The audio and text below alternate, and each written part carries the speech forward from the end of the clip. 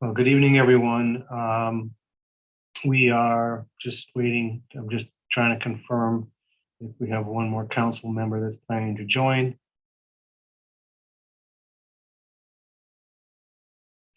And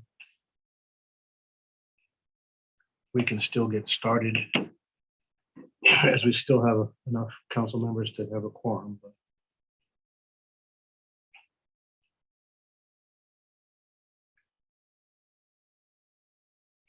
okay.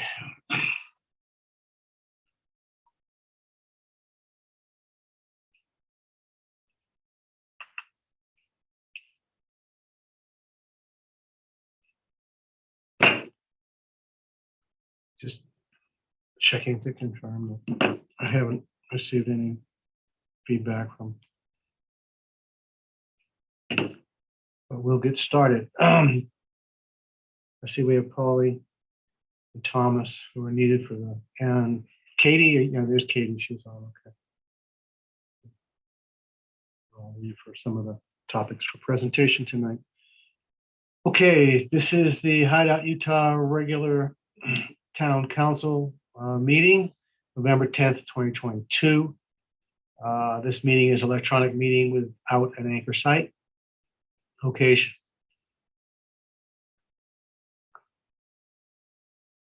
Call on the roll. Carol Hazelton.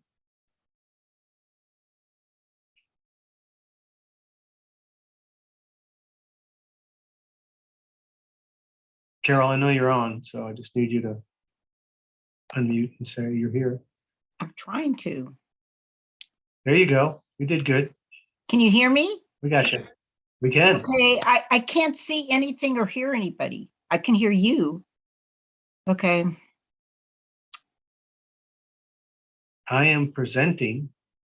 Right. Okay. So there should be an agenda up. Are you seeing the agenda? No? Nope, I can't see anything. I may have to start to sign in again. Okay, but I'm here. Okay. May have to switch to a different window just because you can hit the sign. Look for your little Zoom thing on the bottom of your Right. screen. And it should come up with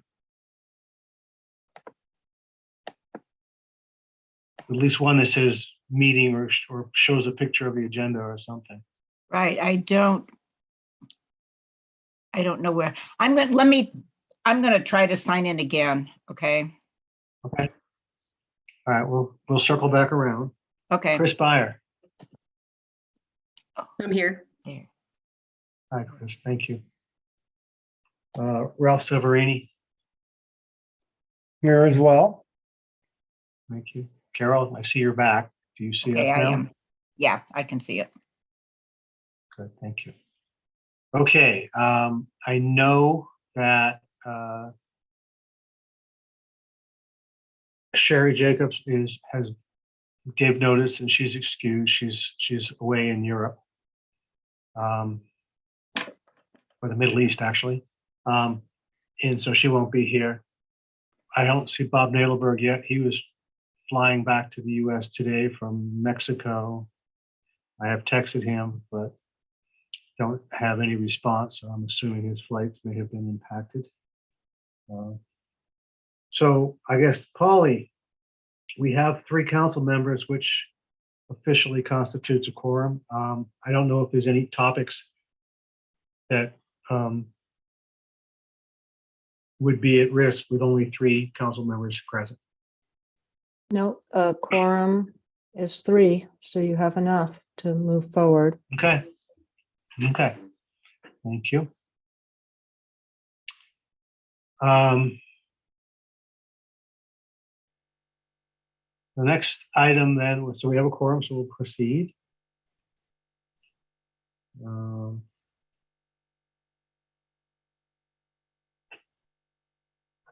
Next item is an update on Golden Eagle. We were asked to bring everybody up to date on Golden Eagle each meeting until it's fully compliant.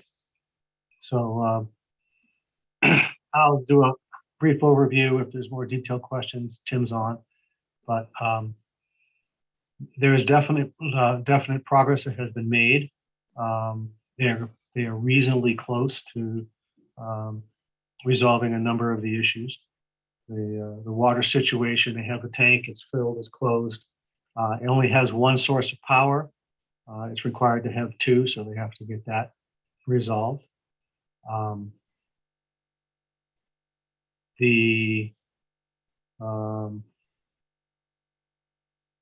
We don't have the design drawings for the storm drain system, which is a requirement. So we need that. There's still a section of road that has to be paved, and that's being worked on. It's not complete yet, but they're getting there. So maybe by this time next month we'll have the major hurdles cleared and can start moving forward.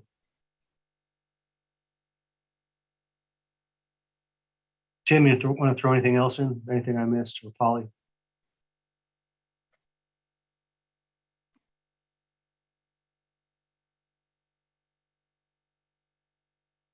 What?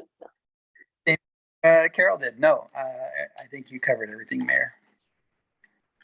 Thank you, Tim. Polly, anything?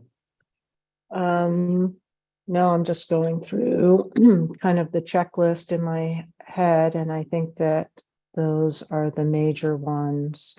And as they complete the systems, then there's the amount of any kind of Inspections. assurance goes way down. So Yeah, there's still some financial backup that needs to be done, and once the water system is fully operational, it needs to be tested by the labs to make sure it's safe to drink. correct. But still progress. I know the residents are anxious, as are we, as I'm sure the developer is as well, and they are making progress. So hopefully, as I say, by this time next month, they'll be ready to go. But just a quick question, Mayor, if I can. Sure, Chris. Oh, thanks. So just to recap, because of these, I'm going to say infrastructure, I'm going to call them deficiencies. I don't know if that's the right terminology. Yeah. We're not able, we go by a case by case basis, but unable to issue building permits because of the things you mentioned. And that also includes a certificate of occupancies, right? Because I think there's one That's correct. additional one. Okay. I know that there are people who want to get going, but unfortunately, the water system is a shared system and needs to be operational throughout at least phase one for us to issue permits in phase one. We get questions a lot about there's one home with a CO. That home is tied into a different water supply. It's a temporary, but it's not. It's from a different source. They have permission to use, and it is fully operational, but it is not intended to be the source for the rest of the development. And so they've got to finish that. They've got to finish out the water system for the rest of the development. Okay, great. Thanks for that clarification. Appreciate it. Thanks for a good question, Chris. Yeah. And so the house that's hoping for a CO is a part of that water system. The fire access, and say the road for getting the emergency equipment in and so forth has to be paved for the fire district.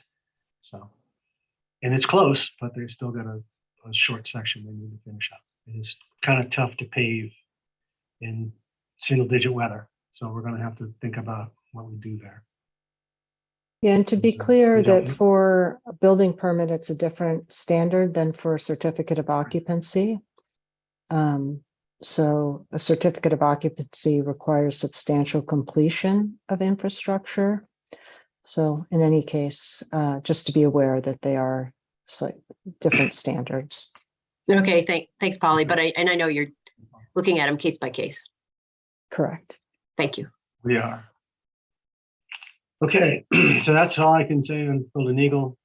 You know, kudos to the development team for making progress, but we still got to finish up a few things, and we can maybe stop talking about this and let people move forward. Item 4, public hearing. So council, I know you got this material late, and I apologize. I will reiterate for all of the town staff that I have given strict instructions, and even if it's a public hearing, if we don't have the material on Monday of the week of the meeting, we will cancel the hearing. Or not cancel, but we will defer it to another date. So if you're okay with moving ahead, council, I'm okay with letting it get covered tonight, since we have covered Lakeview before, and I'm sure you're all familiar. But if it's after hearing Thomas's update, if you feel you need more time, I understand completely. So, I can tell you already, you know, I thank you. I got the complete packet last night, but you know, I had to work, and then I had to work all day today, so it was very hard to get to it.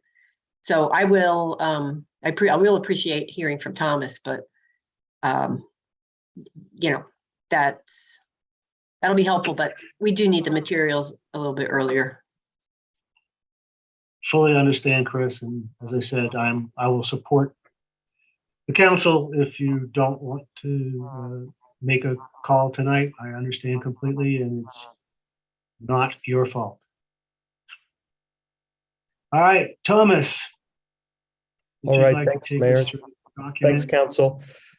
This is for Lakeview. You guys are familiar with Lakeview. This is actually a resubmission of the same subdivision. It was not recorded within a 6-month period, and so it's coming back for a review and approval by the Planning Commission. Heard it last month, and of course, you guys are hearing it tonight. The Planning Commission forwarded a favorable recommendation. Nothing has changed from the original approval. All of the conditions are in place. All of the lot configurations, the setbacks are exactly as was approved and per conditions prior to the original approval. And really, this is a request by the applicant to ask for a final approval, given that they have to do that pursuant to the town code that requires a resubmittal and a re-review if they don't record within 6 months. There were some issues with regard to some of the horizontal, the infrastructure, the roads, et cetera, in terms of getting recorded, et cetera. And so that's why they're back before you tonight. But nothing has changed. All of the conditions are in place. Phase 1 of this project has already been approved and is underway. I think that one was for 10 lots. This is for phase 2 and 3, which encompasses 59 lots. So it's the majority of the site. I won't go through all of these details, but if you go down to the following page, you'll see the lot configuration. All of that remains in place. You can see the areas kind of on the left-hand side, top and bottom. Those are the open space areas. The bottom area is the park. It's exactly as was approved prior, a year ago, actually. The area in the middle there on the top of phase 3, that's also open space. That remains exactly as was configured in the prior review.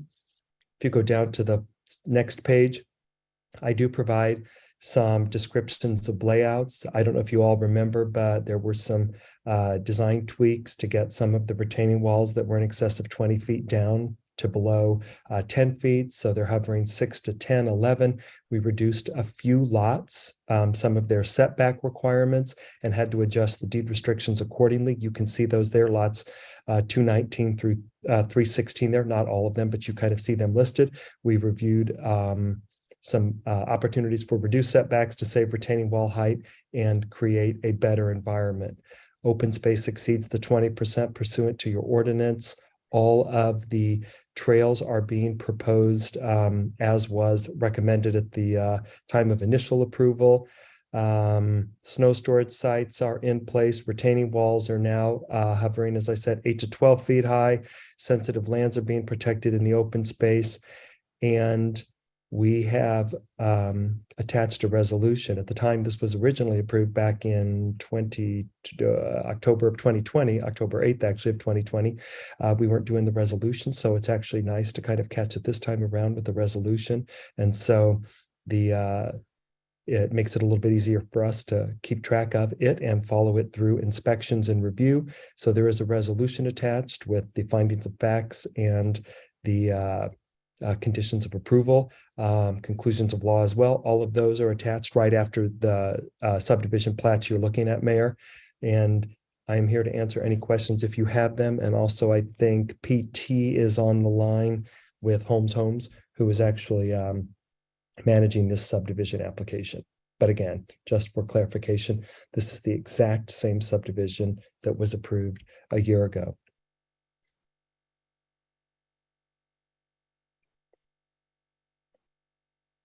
Questions from council? I do have a question. This is Carol. If you could go to back to page 3.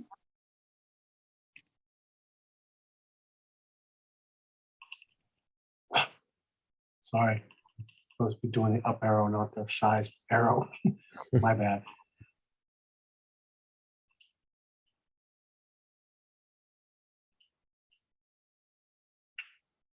That's one, right, Carol? Right. Or you mean this Okay, page if you look at overview of complete subdivision site conditions, and it talks Mhm. about density lot size. It says plus or minus 3 units per acre proposed. Mhm. Okay, now I want you to go to page 12.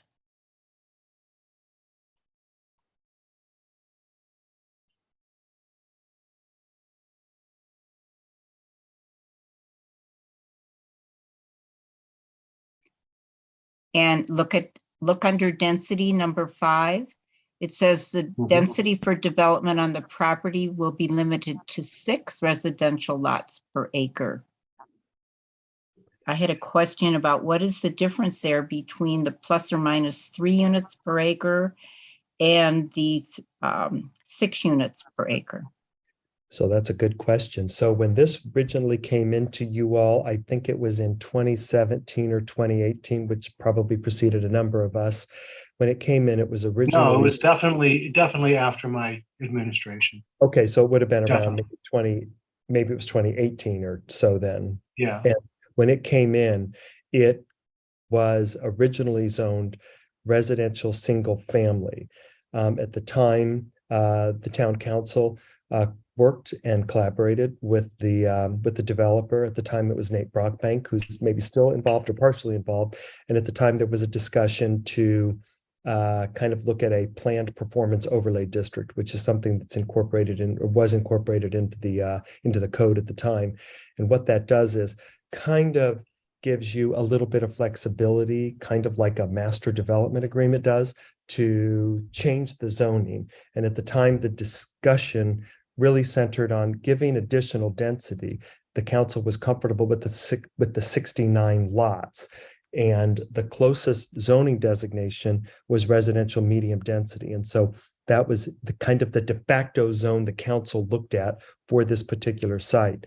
But in conjunction with that, there were a number of folks on council who had concerns about this development appearing like a single family unit development. And so they were okay with smaller lots, additional density, but they wanted it to be a single family dwelling unit product. And so the designation was RMD, residential medium density, but the council was very adamant that a set of deed restrictions be incorporated on the property, that despite the fact that we were giving more density, we as a town were giving more density, we wanted the characteristics of single family density. So smaller lots, okay, but we wanted single family density and single family heights. So what you see there is a reflection on page 12. What you see in front of you is a set of deed restrictions that was incorporated after that approval that was agreed upon.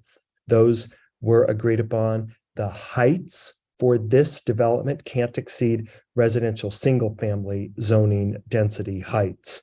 And so that's why you see what you see here. It is a little bit, it's not contradictory. Actually, this gets a little bit more restrictive in many places. With regard to building heights, you see up there, it says 35 feet. That's typical of your residential single family zoning. And so that's why that was incorporated into there. So what you're saying is that now we can allow 6 units per acre? You No. could allow 6 units per acre, but the RMD is approximately 3. There was a funky equation in the old code. We don't use that code anymore, except this is vested, so we do use that code. But at 3 units per acre at RMD, and they have 22.4 acres, they could get they could get around 70 units an acre. They're proposing 69. They can't fit any more in, even if the deed restriction says they could go to 6 units per acre, because of the lot sizes proposed and recorded in the deed restrictions. It gets a little bit complex, but technically, I guess they could go up, but this is the density that you allocated, that the council at the time allocated to this site. So it hovers in the 3 per acre range. When they did the deed restriction, they noted it could go up to 6. That was a code limit at the time. Okay, it just, as I was reading through it, it seemed Yeah. like it was a contradiction. So It is a little It's bit of a very good pickup, Carol. contradiction, yeah. Yeah, I mean, there are places where we've got code that says you can put up to X, but what we don't approve up to X. So what we approve is the allotted number of lots and units that they can build. Right. When they So came this in, was- Yep. if they had come in for double that, which they potentially could have, my guess is that the council and the planning commission would probably not have approved something that dense.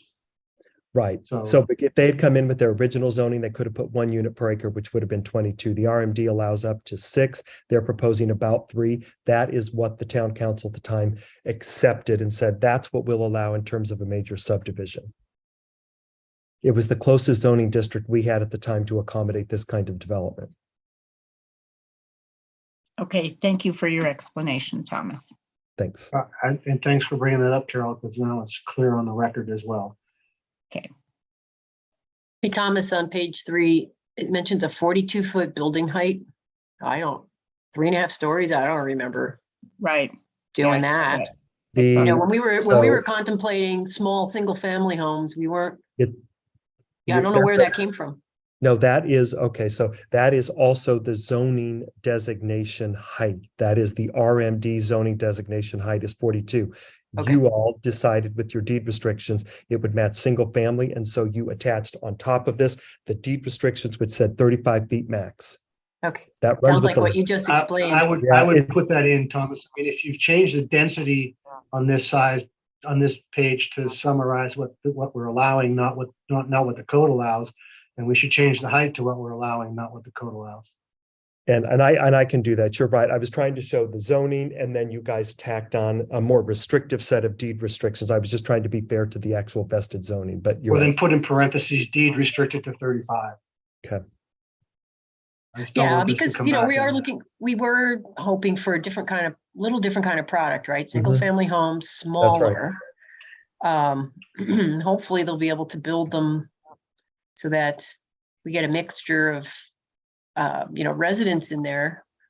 I don't know how large, maybe, I don't know who's on to represent the developer, but, PT. okay. PT So from Home Farms. just wondering how big these homes are expected to be, square footage wise. Because I think we were really hoping with what we had approved to get smaller single family residential units, which we thought would be a desirable, option. Different, because not everybody wants walls, right? But also not everybody wants very large places to live in either.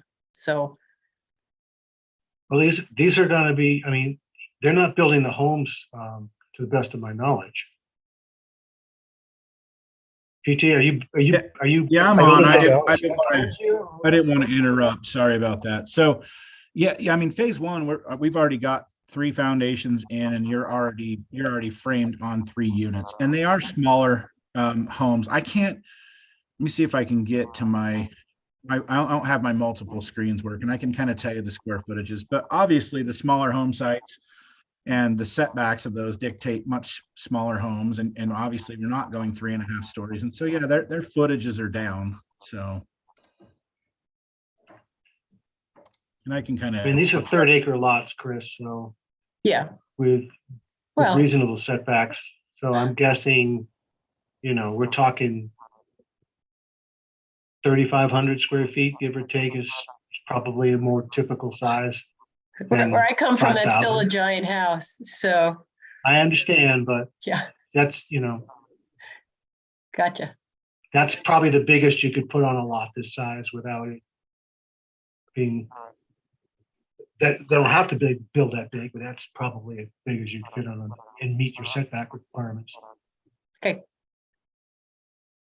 And the roads are already in. Everything's all paved, right? And I even Yeah. saw the parking places down by the little park. What's supposed to be in the little park?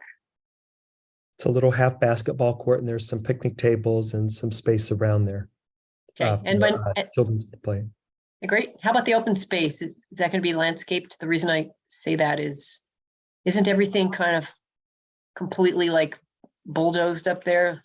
Yeah, there's Scraped? been Yep. a fair amount of masquerading of the site. And so one of the conditions that we have as part of the resolution, and it's also noted in the staff report, is to coordinate a landscape plan to ensure native vegetation gets planted back in that area. The area that you see kind of on the right-hand side, kind of that east side of the project, that big open space area, it's got some pretty steep slopes in there. And so we want to make sure that gets planted accordingly with, some sage, gamble oak, et cetera, because that is its traditional, historic, native vegetation. We'll want to get that back in there. They've agreed to work with us on that.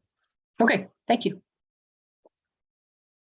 Hey, Thomas, where's the resolution on this? Is that attached in here? Yep, it's at the very, very end. It's right here. after the plats. Here it is in front of you.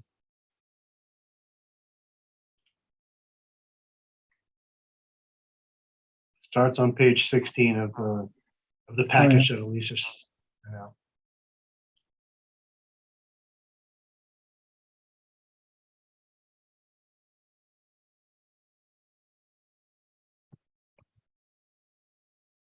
Also, just so that the council is aware, we are working with PT and Home Homes regarding design review. I think we've probably gotten through maybe, I don't know, PT, what is it? Maybe 15 of the lots, and we're still working on the next batch, but those are going through design review with the town right now.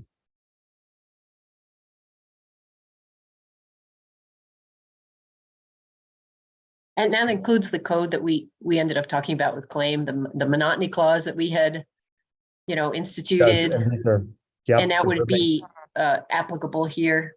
So we would Right. expect some variation. So we've got variation of colors, building types, they can't be right next to each other, et cetera. So that's why we're going Great. through that kind of detailed DRC. Yeah. Great, thank you.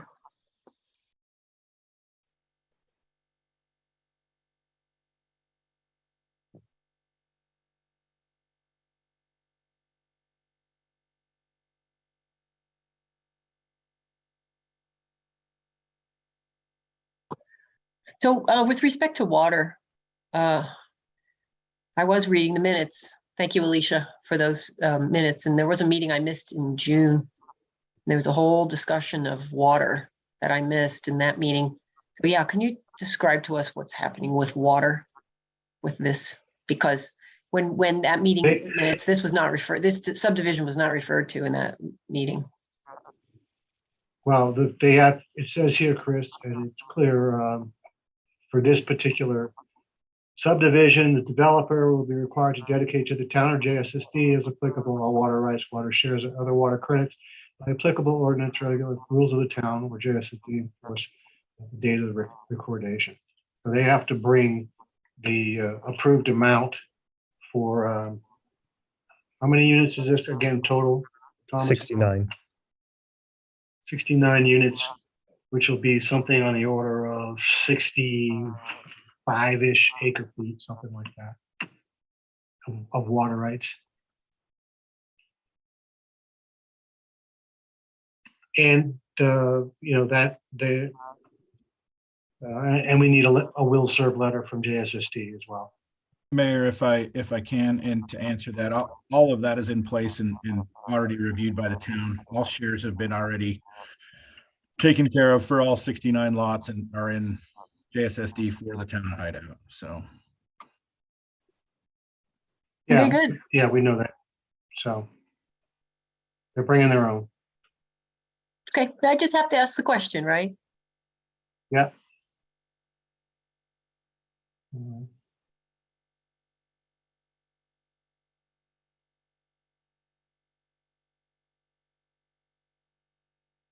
So, other questions for Thomas or PT?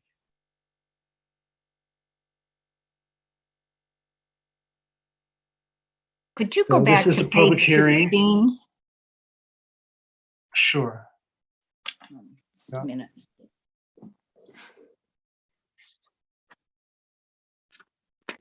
Was there a question, Carol? I'm sorry. It was just, let's see, page 16, findings of fact, right? It was listed where the subdivision was located. And it was number 5. It says where it's located between Shoreline subdivision and Deerwater subdivision. And since I live in Shoreline 1, it's not anywhere near me. So I wondered if you needed to put down Shoreline 2, 3, 4 and Deerwater subdivision. I know We it's could kind of clarify that. picky. No, that's a good point. We could clarify that because you're right. It's technically not near 1, it's near 2 and 3 and 3A, I And- think. Yeah, yeah. Right, yeah, Okay. I Yeah, caught and that. it actually sits between Deerwater's 1 and 2, That's or correct. 2 and 3. So I can, whatever. I Right. can revise that. I mean, I don't know how picky that is, but Nope, that's a good point. Okay. Shoreline subdivision. All right, Thomas, when you're ready, I have one more question for you. Yeah, I I'm am sorry, ready. Chris. So Thomas, I would suggest that we actually put the plat numbers in when we do these in the future. I can do that. That's a good idea. And Mayor, just for clarification, you said that was Deerwater's 1 and 2, right? That's, I'm looking at the right Well, one. I think maybe 2 and 3. I'm not, I think, Okay. I I'll think check there's, there's 2 ends of Deerwaters, and this Mhm. property was in the middle along Shoreline Road. I think So it's there's 3 a and 4. portion I'll of it. check and confirm that. Okay. Yeah, I don't remember how we got Deerwaters Yep. segmented, so I don't recall exactly, but you can It check. borders 1, 2, and 4. 1, 2, and 4. Okay, thank Okay. you.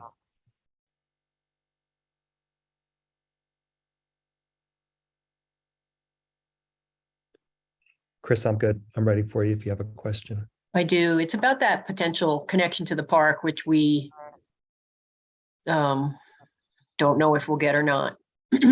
Where is that? It's on the far, if we go to the, if we're able to go to the plat, it's on the far northwest corner. If you Where the go word parcel is? Yeah, yeah.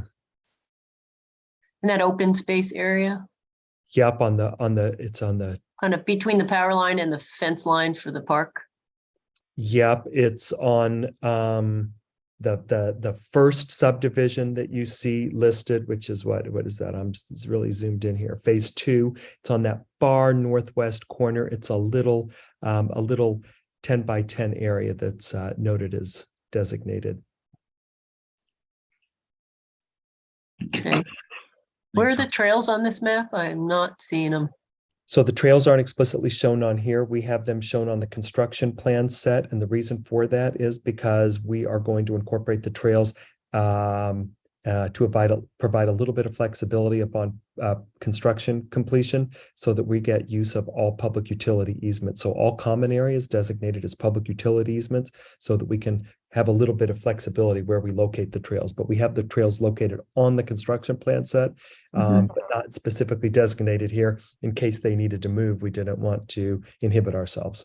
Okay, and can you remind me, are they going to be paved, the trails? They are going to be paved, yes. And they're going to connect And to they the are- other. And, Right. and they are going to connect, that's right. And there is a trail from here up to the pickleball courts that are part of Deer Waters. That Yeah. trail is up there. I think it's a trail, maybe a few steps. I think they ended up not needing as many steps, which is ideal, but you know, it's a little bit steep to get up there, but that does connect so that Lakeview has access up there as well. Do your steps before you start swinging the paddle. That's exactly right. Legs Is there any and arms. parking or anything that's where, that's incorporated into Lakeview that would be near wherever that climb is up to the pickleball courts? PT can probably answer that. We have parking down near the park in that blue area down at the bottom left there. You can see those on-street parking spaces down there.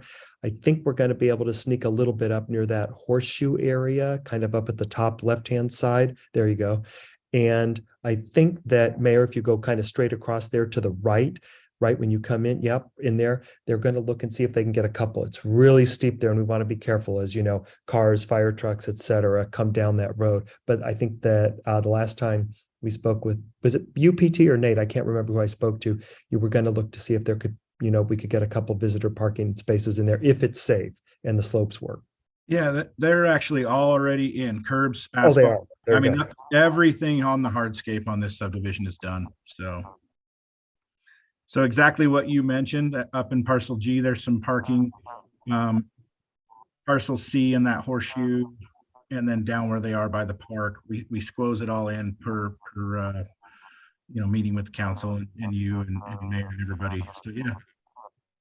There are, Thanks. you can drive through them right now and see them. I mean, the roads are blocked in some aspects, but they are already installed. So that's great. And Patrick, I think I rode my bike through there last week before it started snowing, just down through the road. So I think I remember them all. If you look, where is the snow removal going to end up? I mean, there's just so much density here, especially in the, I can see where the open area is, where the curve is, where you were pointing where, that 10 by 10 dedicated piece of public property could be at the top left. But, if I'm driving up that road and around, pushing snow, where is it going to go?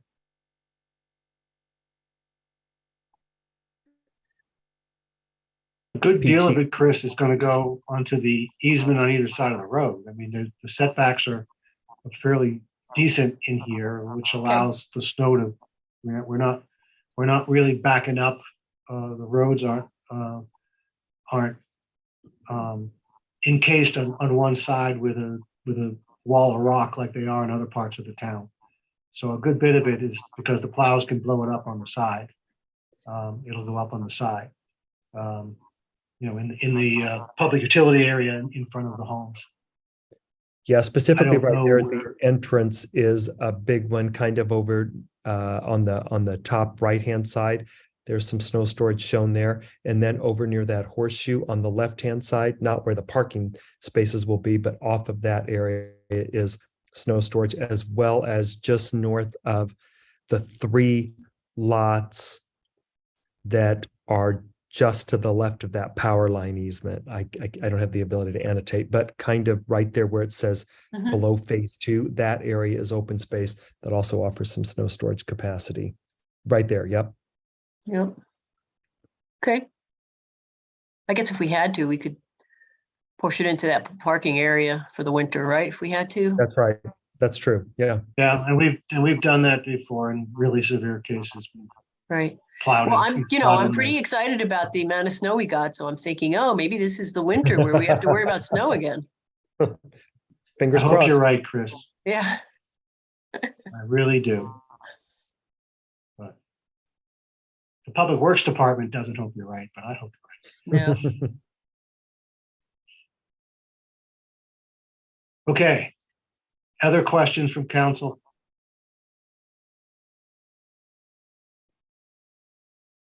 I just remember the roads are already in. What's their width?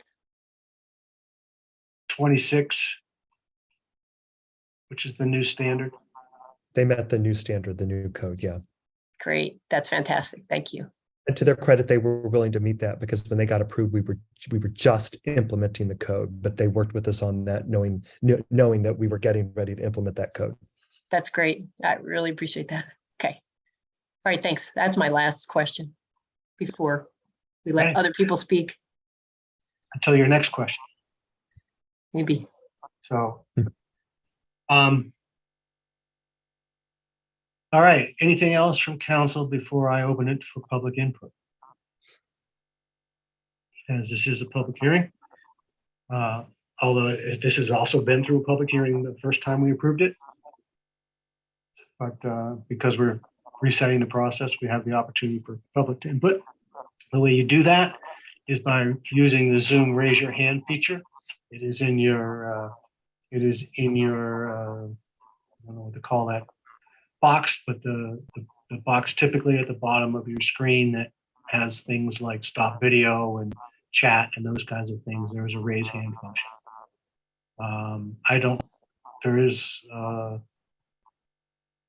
also one dial in, and I believe it's for raising hand, it's *6.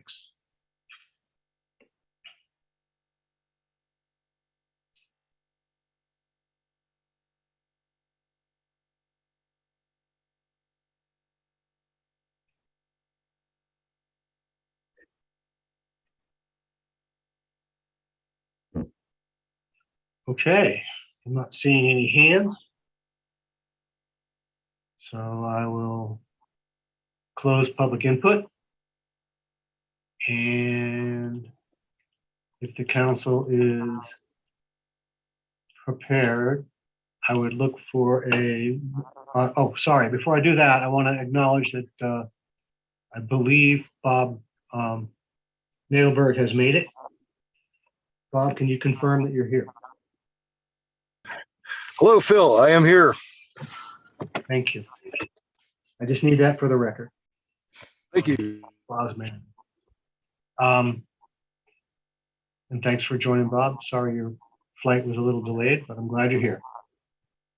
Looking for a resolution, a motion to approve a resolution approving the Lakeview subdivision phases 2 and 3 with the language modifications discussed earlier this evening. I'll move. This is Carol. Thank you. Second? I'll second. Thank you, Chris. All right, let's see. Ralph, how do you? Yes, yeah, vote? I think I've seen this a few times, so it looks good. Lot of good changes. Thank you, Thomas. Thanks. All right, Bob, Yes. thank you. Chris, Yes. Carol. Yes. All right, Lakeview Phase 2 and 3 resolution is passed, so you can begin the process as described. Thanks all. Thanks, Thomas. Thanks, PT. Thanks, Mayor and Council and staff. Appreciate you. Okay. The next item is back on our agenda is public input. So this is not public input specific to Lakeview. It's public input on any items not on the agenda tonight. So I don't know who Suma A Architecture is, but if you would, I will ask you to go ahead, but also identify yourself more specifically than a company name. Sorry about that. Can you hear me? Yes. Right. My name is Damian Titano. Sorry, I'm at the office, so that's what it came through. Sorry about that. I live or not live, hopefully will live up in Golden Eagle on lot 82. And I appreciate the update on the subdivision, which I obviously have been emailing most of you to try to communicate as best I can. The purpose that I wanted to talk about a little bit further tonight was how can we create more communication, more direct communication with somebody, and I don't know who that is. I thought it was the town engineer, and I reached out to Tim, but then he told me to talk to the lawyer or the attorney, town attorney. So I don't know who's the appropriate person, but we received, to not to go through the history, but we received plan check corrections, or the last letter in July.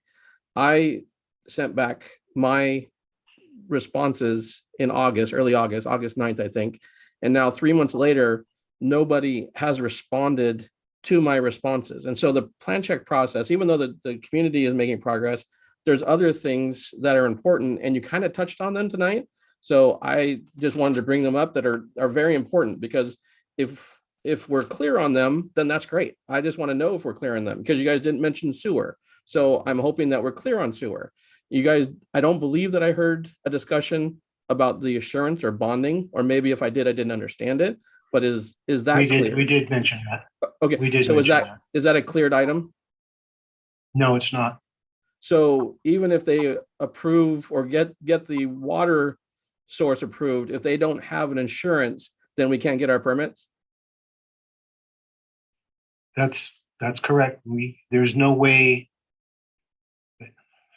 That's correct. Polly, jump in. Does soaring Right, hawk? so, Go ahead. so I think, there was, we did it lot by lot, and I don't know if you want me to go into detail in the public meeting about your lot, but, going back to we got your letter from 2 weeks ago, and, Tim is available to you as town engineer, and, staff is working on a response to you.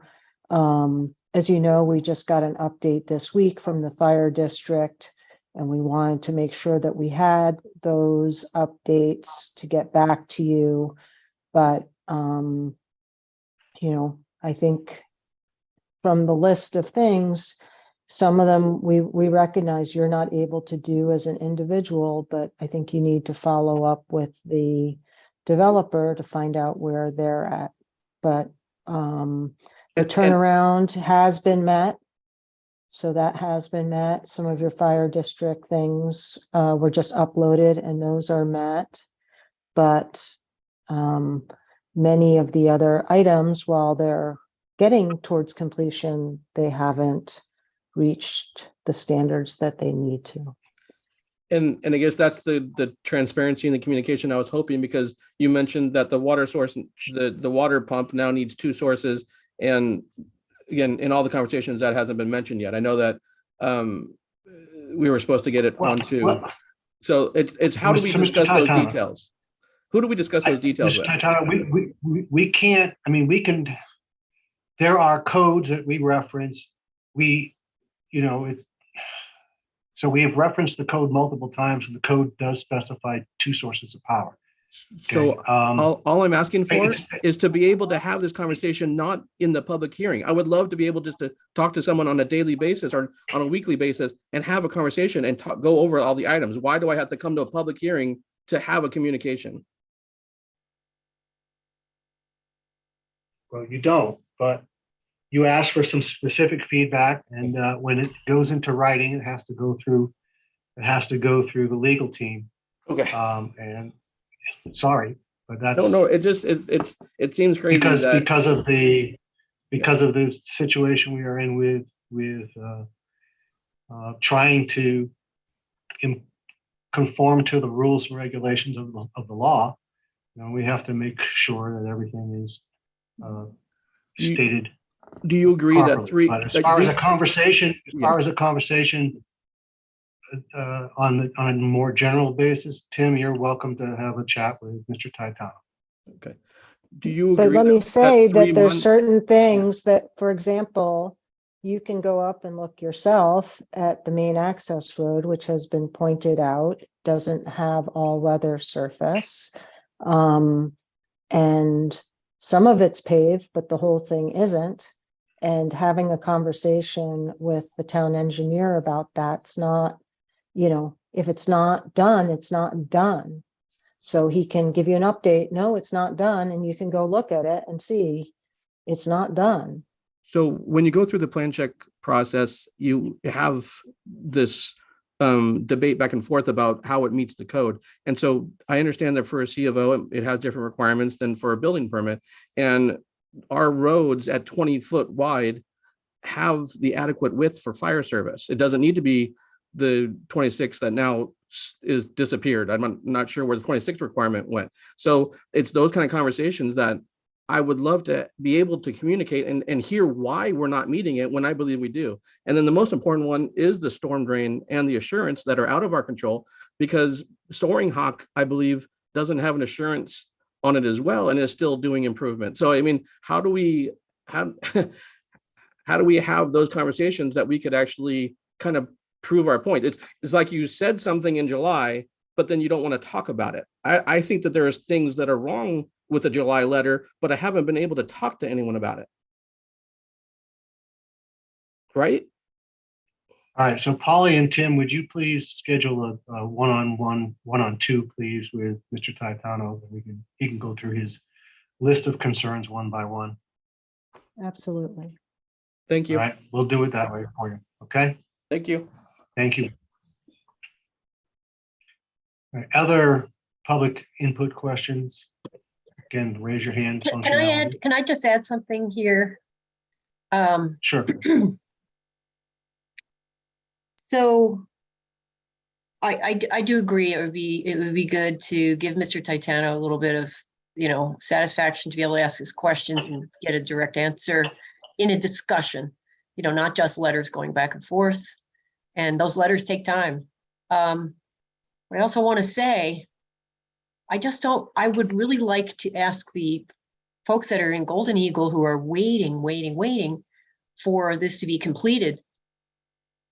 Taking staff time and our attorney time about it is not making it go any faster. It's just taking their time away from other business that they need to attend to for the town. So we're, I really appreciated what Polly said, that when it's done, right? And until that, it's not done. So I do agree that, we did add a monthly check-in here where we kind of go over in the public meeting, where the town thinks, where the town thinks things are at, but it doesn't make things go any faster on the town side with just asking for a weekly meeting, for example. That's not going to make anything go faster. It will just take town resources away from doing other things. So I just want to ask the folks that are involved in this to understand that, their demands have consequences as well. And that, it does tie people up. Thank you, Chris, for pointing that out. But Thank you. To be what's the right word? To be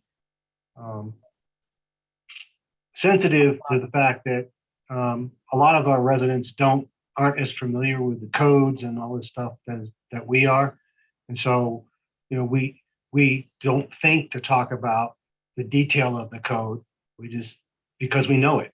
And so it's clear from the questions we've been getting that we need to do a little bit better job around explaining what the elements are the code, so that residents don't get misled by only hearing, like, for example, it needs to have power. Well, it needs to have permanent power and it needs to have a backup is really what we should say, not it needs to have power. So we got to be a little bit more thorough in our explanation, I think, so that folks don't get a false sense that everything's ready to go when it's actually not.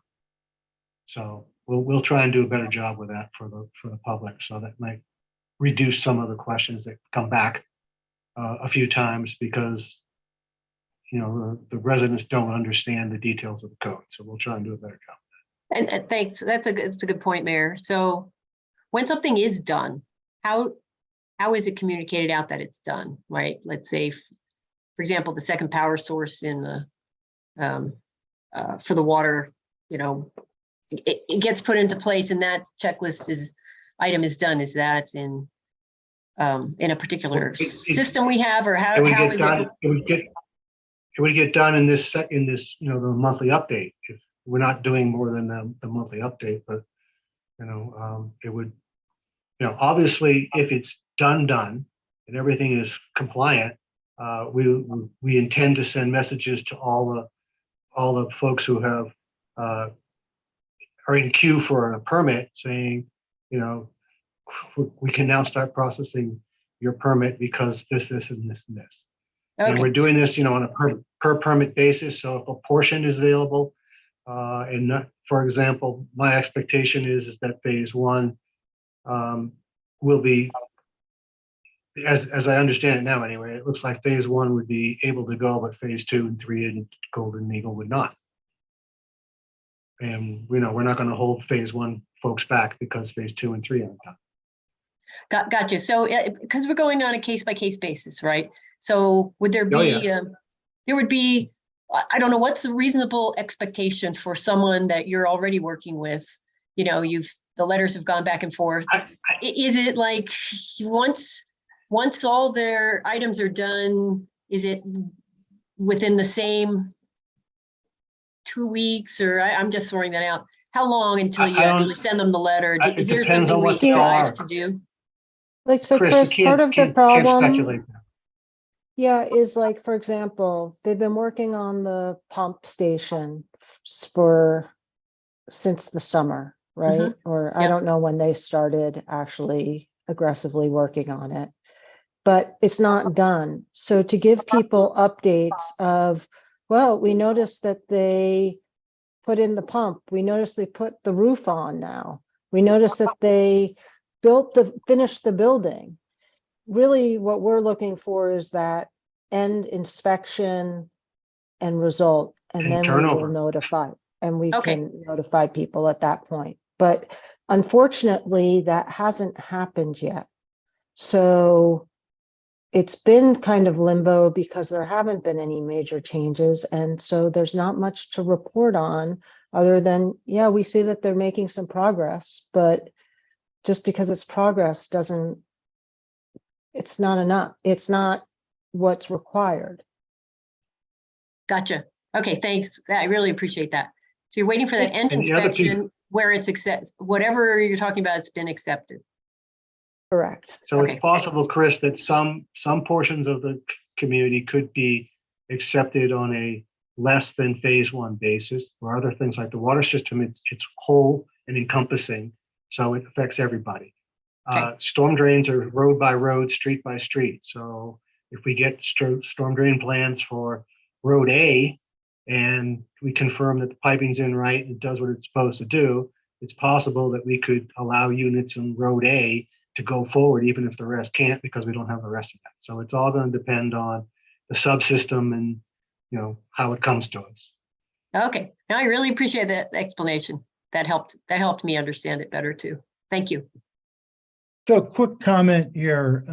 I remember on the planning board, we were talking, when we're going through a lot of, upgrades and changes, that we would have kind of a checklist.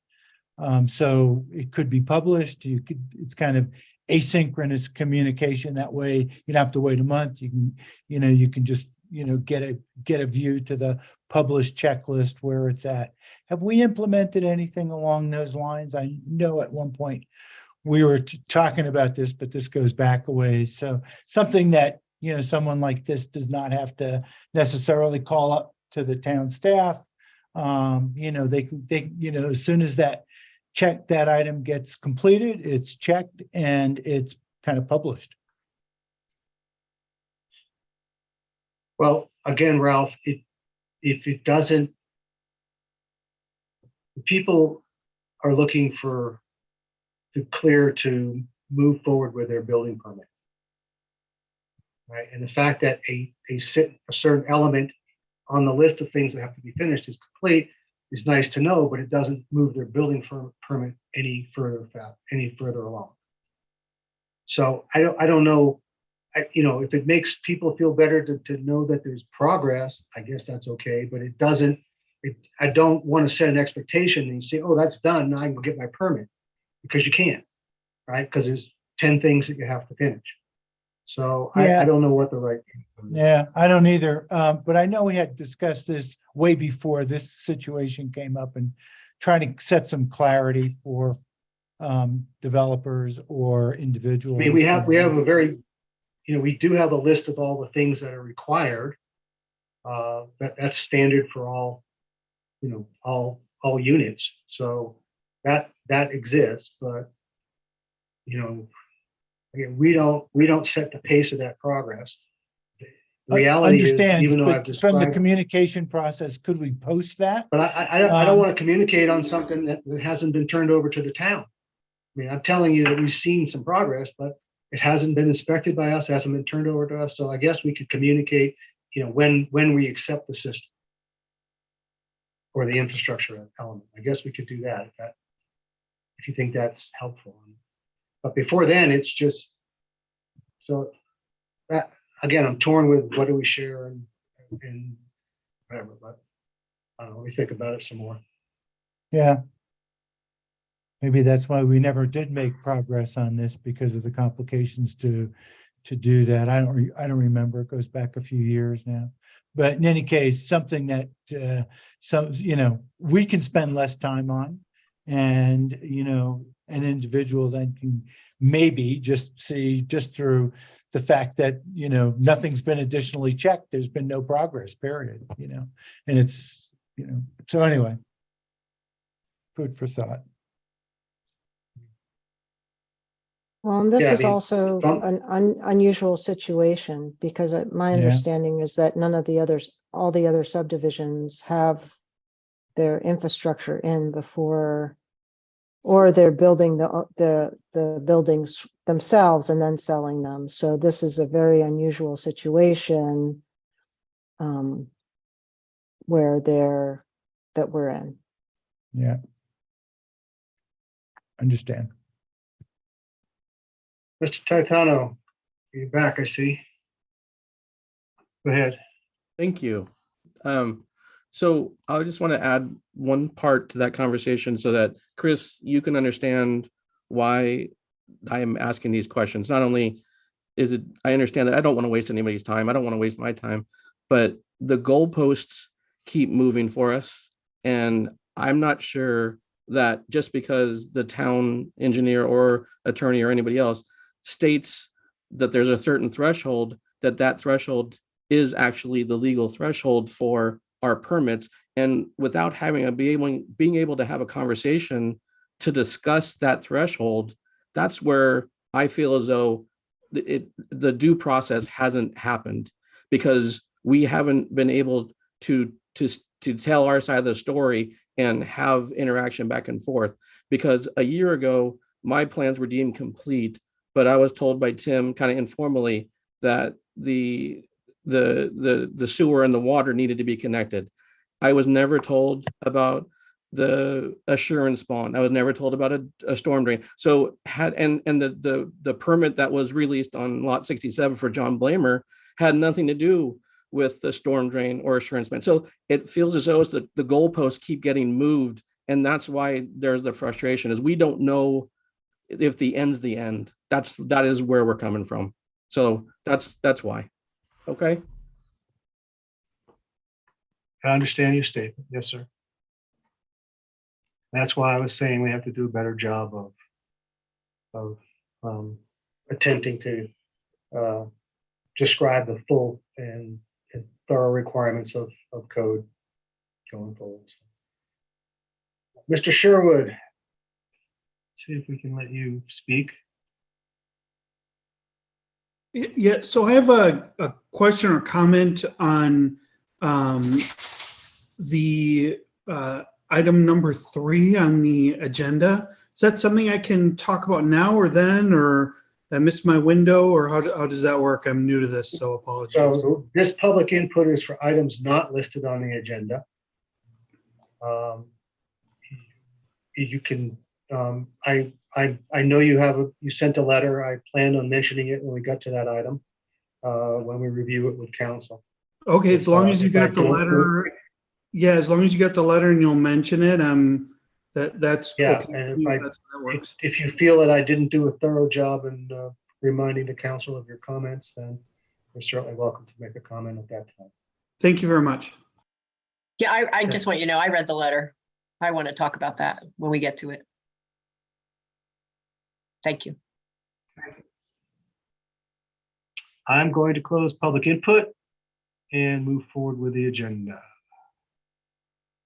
So, item 1 is the final adjustments for the year 21-22. And I'll turn it over to Katie. Thank you, Mayor. I appreciate it.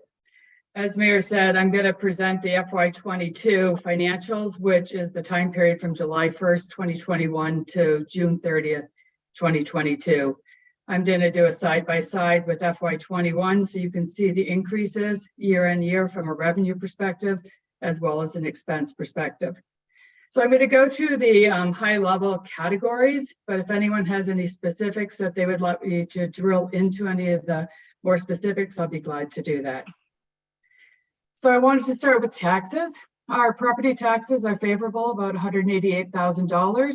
Those are predominantly due to property taxes, as well as sales and municipal energy. And that's due obviously to the increased number of residents and houses that were built. Total license and permits were $187,000 favorable. The majority of that is higher project and subdivision fees, but we did have some lower building permit fees. And the building permit fees were lower because in FY21, we had 143 building permits, and this year we have 102. We received from grant revenue from ARPA, and we did the revenue replacement methodology, and that's predominantly due to COVID relief. And we said that due to some of our fewer building permits, we didn't have as much revenue as we thought we were going to, so we did receive some grant revenue. We have some minor service charges that were lower than last year, and then the other income was that we had some sales of trucks and other equipment for $27,000, and we're going to be leasing subsequently. If you go to the expenses, our admin expenses are $55,000 higher. This is due to higher salaries and benefits due to additional employees in FY22, as well as full year hires from FY21. And we did have some slight offset there because we are now allocating various expenses between the water fund and the general fund. So we have a lot of favorability across the board here in all these categories of approximately $100,000 that we are able to put over to the water fund, because the expenses should be shared with the water fund. Professional services, we were higher by $173,000. A lot of that is due to engineering, which is building inspections, planning, and plan reviews. And that's related a lot to the building permits that we issued last year, and higher legal fees. Public safety, we were able to use COVID funds last year for public safety. We were not utilizing the public COVID funds for safety this year. So it was a direct hit of $56,000 for police this year. We have higher street expense, and that's predominantly due to higher salaries and benefits, as well as street repairs and maintenance. Total parks, we have a little bit more investment in some of our trails. Miscellaneous, we have some concerts and some additional activities from a community perspective. And then our total debt is higher interest expense. So net, you can see that we are down from last year about $68,000, predominantly due to higher salaries, higher street expense, as well as the engineering associated with the higher permits from last year. Can I answer? I'm going to move on to the water fund shortly, but I'll answer any questions anyone might have on the general fund. So Katie, how does this line up with what we reviewed at budget time? Are we relatively close to the budget adjustment numbers that we were looking at? Do we have to do anything different? We're relatively close to those budget adjustments that we had. We'll probably have to do some adjustments to that, and I'll have to find out the process for that. But once we went through all the cleanup and finished everything from a review for FY22, the auditor still needs to review FY22 and we'll be doing so in December and January. But we are a little bit less favorable than our budget review and for FY22, and that kind of corresponds to our increased budget requirements for FY23 based upon preliminary FY22 numbers. So we are more unfavorable than we thought we were going to be. So we'll have to make some minor adjustments for that based upon what the process is for that. Okay, thanks. Other questions on the general fund? No, I just appreciate Katie's explanation. That was really clear. Thank you. Excellent. And, you know, we've got a really good handle on the financials. We've got a lot of in each of these categories, there's probably 7 or 8 subcategories, and we're really drilling into those so we can understand the expenses and really make sure that we are as fiscally responsible as we can be. So any additional questions anyone has, you can ask me after I'm done the water fund. You can see in the water fund, we are significantly unfavorable to prior year. So I'll start with the revenues. We had higher water service revenues and grant revenue. That is offset by some lower connection fees due to fewer building permits this year, as well as we had a delay in the billing of our standby and reservation water fees from FY22. We did not bill those in FY22, and the expectation is to bill those in FY23 Q2. So that will be some good favorability for us in FY23, but we did lose some of the revenue from FY22. In expenses, you can see we are significantly lower or higher than last year. That is due to salary and wages of a couple $100,000. We had some receivable write-offs that we wrote off related to reservation fees that were billed a couple years back that we are uncollectible or we should not have been billing those. And then we have allocation of costs from the general fund is about $100,000 because you saw the favorability in the general fund, the unfavorability is offset here. We also have a little bit of higher depreciation as well as higher service expense. So net, we're down about 500,000 year on year, but a lot of that 183,000 will hopefully will not be seen in FY23. So our expectations for FY23 are to be able to show the council every quarter the current quarter, and we're also going to give you a forecast for the remainder of the year. And that way you'll be able to see how we're tracking to our budget each quarter and where we might have some opportunities and risks. So Katie, we have a strategy for adjusting the deficit in the general fund. What is the, are we allowed to close with this kind of deficit in the water fund, or do we have to take money from our enterprise fund reserves? No, we should be able to close. We don't have the same requirements from the water fund as we have in the general fund. So some of this, if I went through all the various details associated with it, we have some increase in depreciation, and those are non-cash items. So we'll start doing a little bit more from a cash forecasting, a cash flow perspective. But my understanding in the water fund, we don't have any obligation because of our deficit to do anything different. Okay, thank you. Obviously, this is all dependent on what the auditor does when.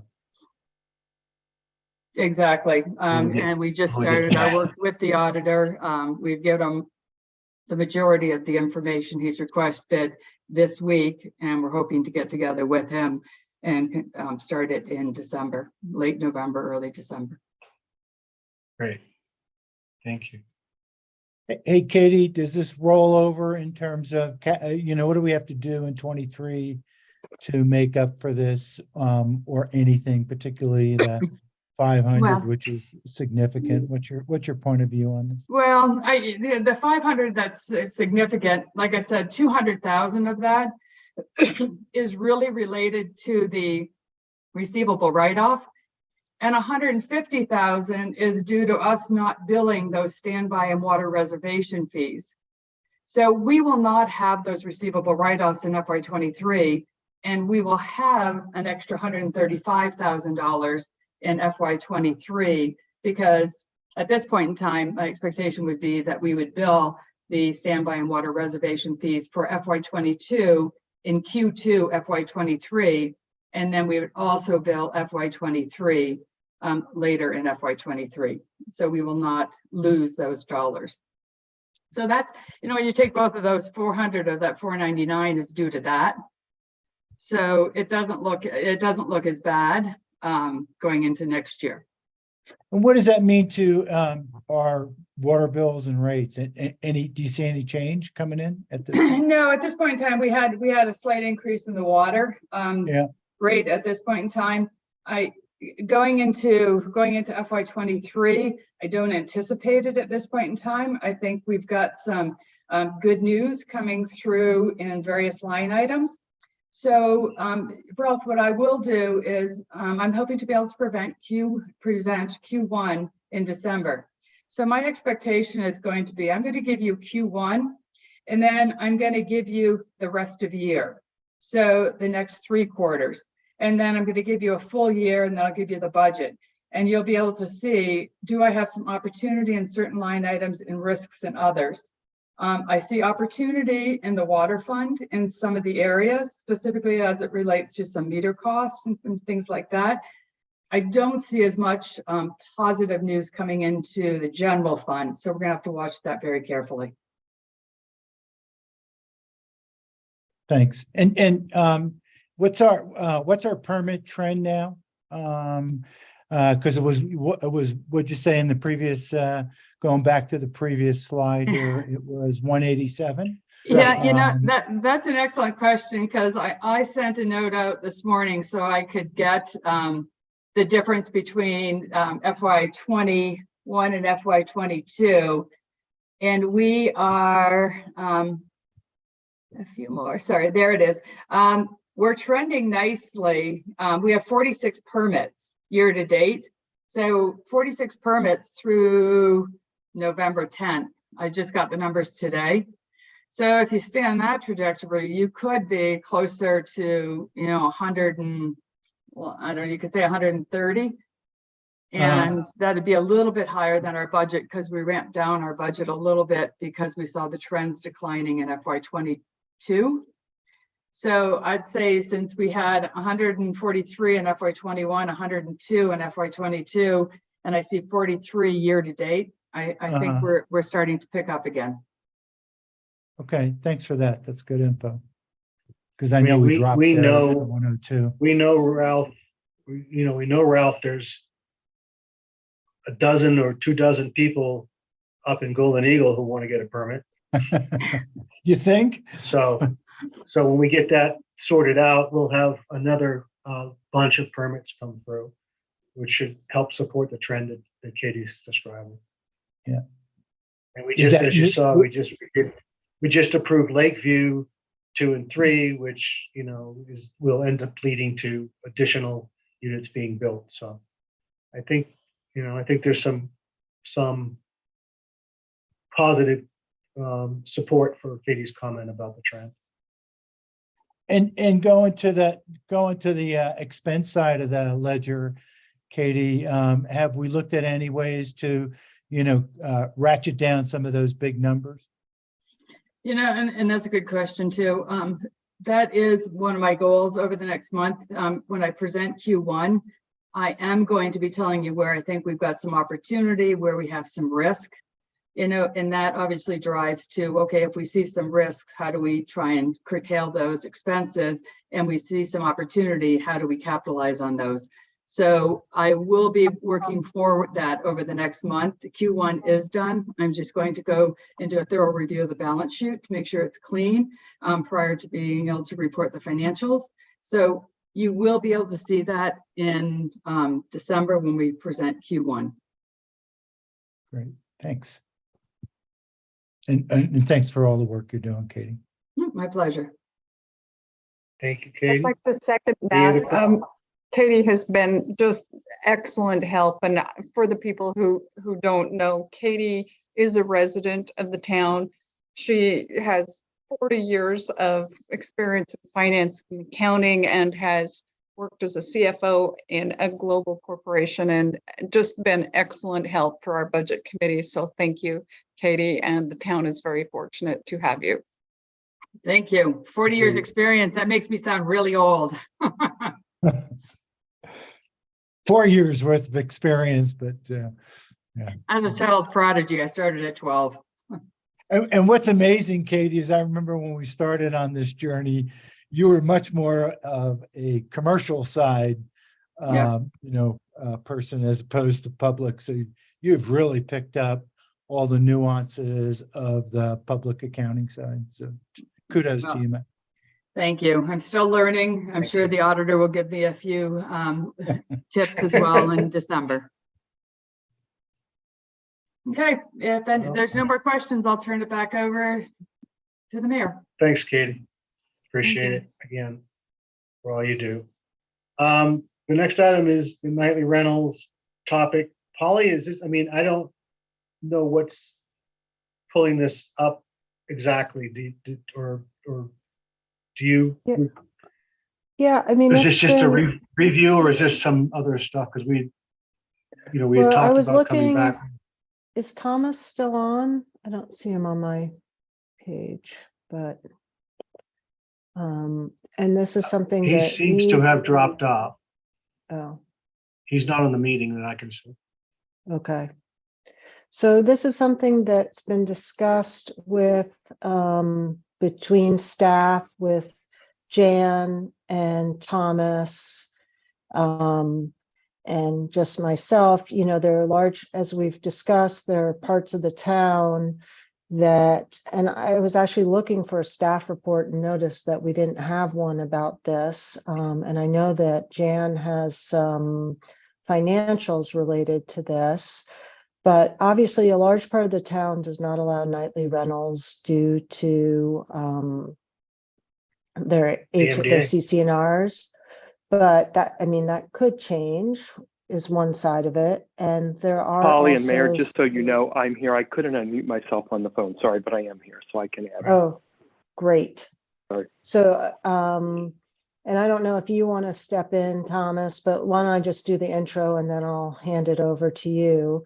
But we do have several subdivisions which are not under the master HOA that would allow nightly rentals.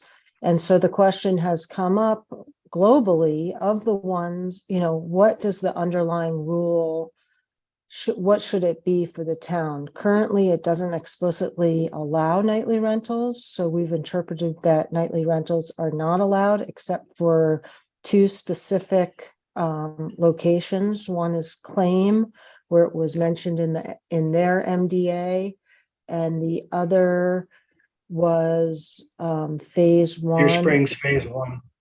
Deer Springs phase one.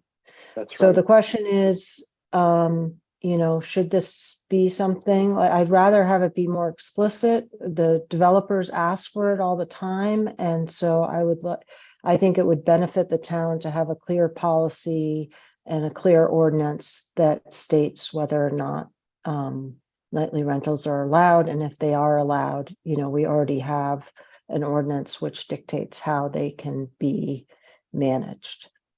Thomas, do you have anything to add, or Jan? Yeah, I would say that I think probably the reason this is coming up at this time is because Nate Brockbank brought in a concept plan to the Planning Commission over the back in September and then again in October, and this is for the west side of the Jordanelle Parkway, so the area that's kind of upslope of the Jordanelle Parkway. If some of town council may remember that this was an area that he considered maybe doing some apartments on, and then it was deemed a bit too dense. I think he was proposing 197. This was a few years ago, or a couple of years ago.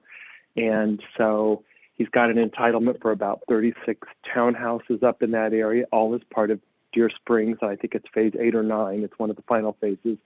But what he brought in was a new concept, and that was for some cottages, some cottage housing, which folks thought would be a pretty good idea, provide a differentiation of product for what is going on in Deer Springs. So he brought that in as a concept plan, and the Planning Commission heard it. And over the course of a couple of meetings, there were some little design tweaks, et cetera. We wanted some commercial, the Planning Commission wanted some commercial in there, maybe a couple of affordable units over that little commercial. He's proposing about 40-ish cottages and a little kind of community center with a pool, et cetera. But what he wants to do is incorporate nightly rentals for all of those units. The Planning Commission and certainly town staff made clear that is not yet something that we can approve. There's been no policy decision on that other than to say no outside of, claim in Deer Springs 1, we don't allow it. And so Planning Commission thought it was worthy of a discussion. Their initial kind of head nod reaction was, in that location on the other side of Jordanelle Parkway, we could see nightly rentals, but in other areas, no, not yet, not enough study has been done.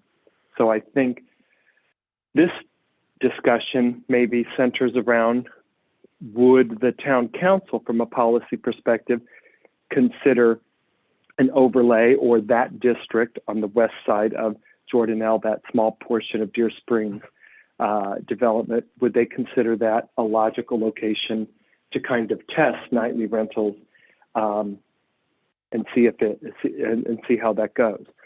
Again, Planning Commission recognized that the community survey taken back in June did not really support nightly rentals on a town-wide basis. It did not. It was something like 60 or 70% said no, but that was looking at it holistically.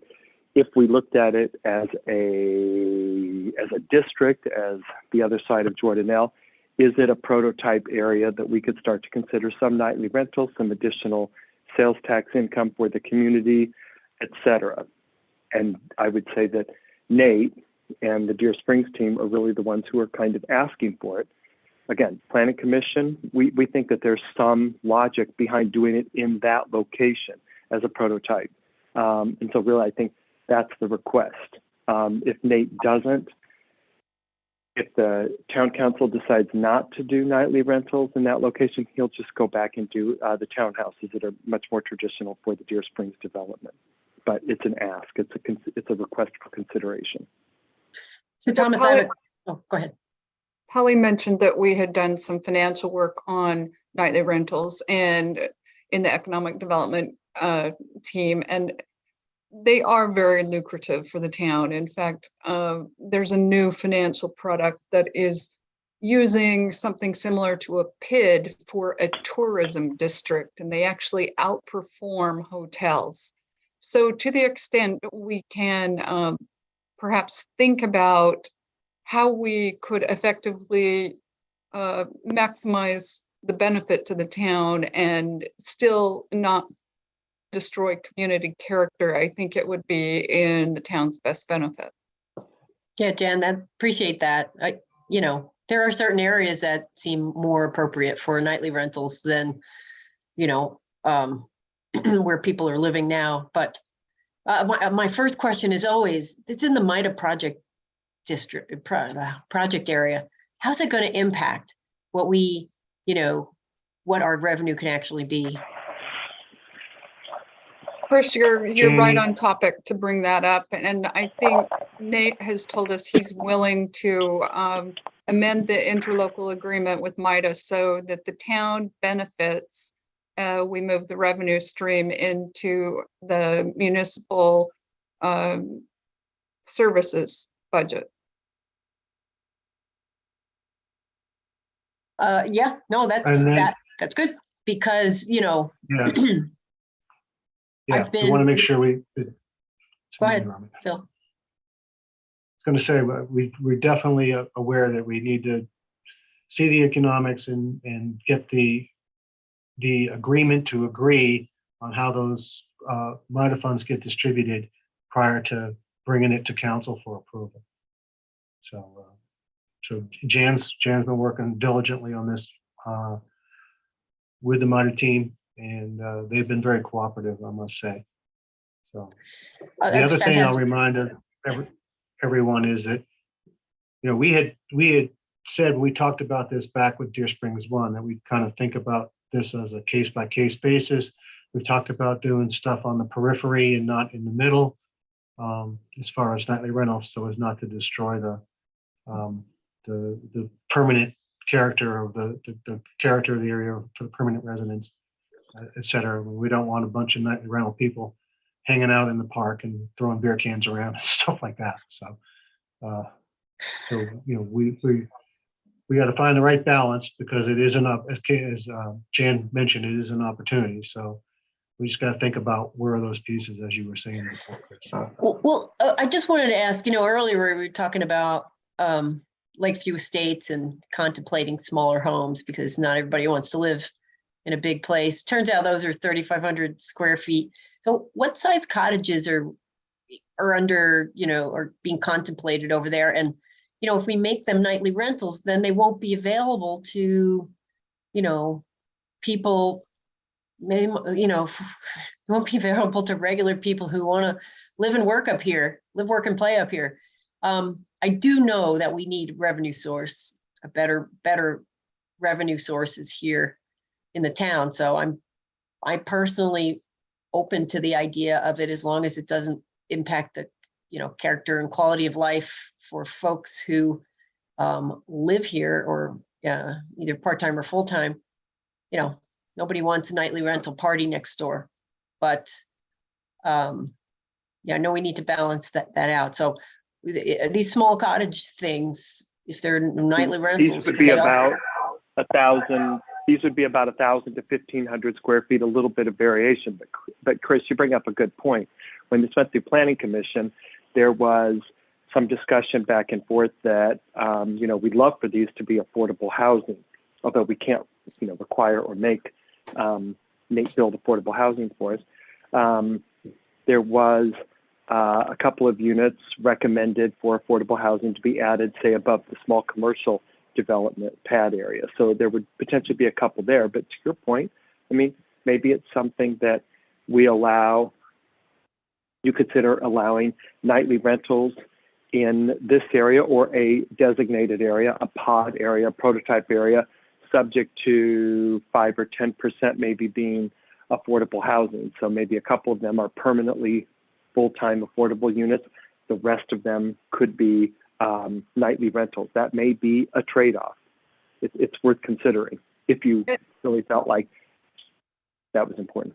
Thomas, I'm in support of that, the affordable housing as well. And I think it could be a win-win, because those units could service the actual leasing of the properties for investors. So I think there's a practical use for them, as well as just a, you know, an overall need for that type of housing.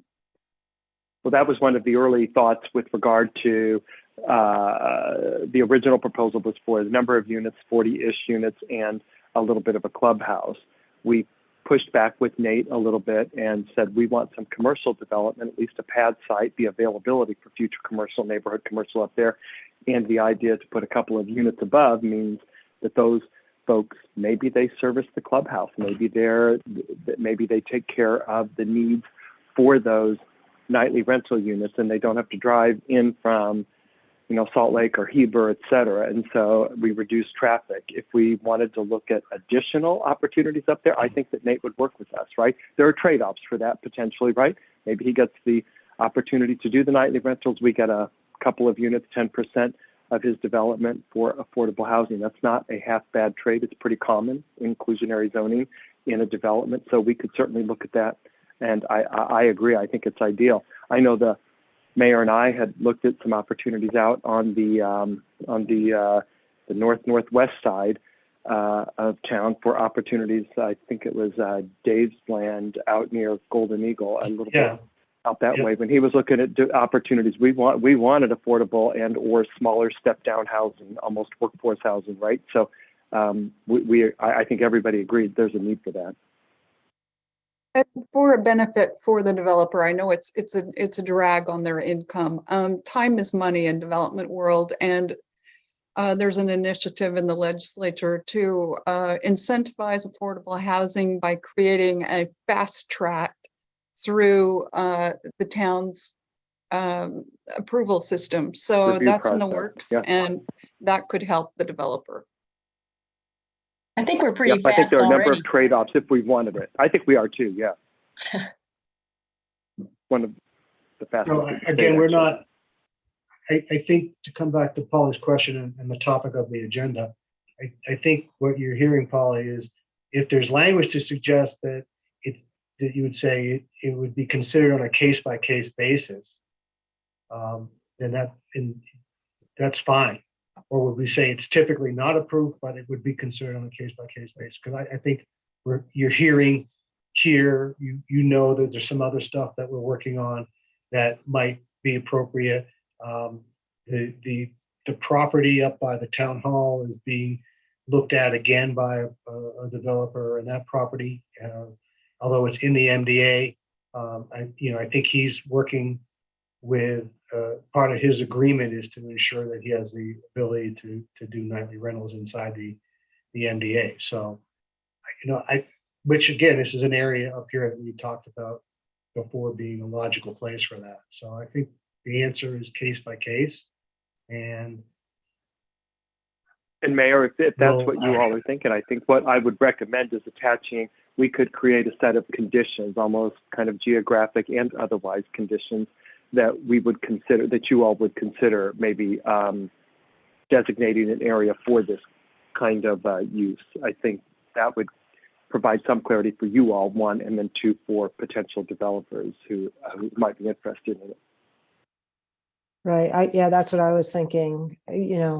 As a lawyer, I love criteria. So being able to articulate, what geographical areas, maybe what the, other residents, is it mostly full-time residents and and so there's worry that having short-term rentals will take away from that. Location of it, is there commercial, other reasons? And if we could create some criteria so that what always worries me is the case by case then leaves us open for, well, why'd you do it for this project but not this project? If we can't articulate at least the broader brush reasons when we would and when we wouldn't. And Polly, are you Thomas, thinking more along the lines of what Park City did, or kind of moved towards, which was more of a policy statement, I think? Well, I don't,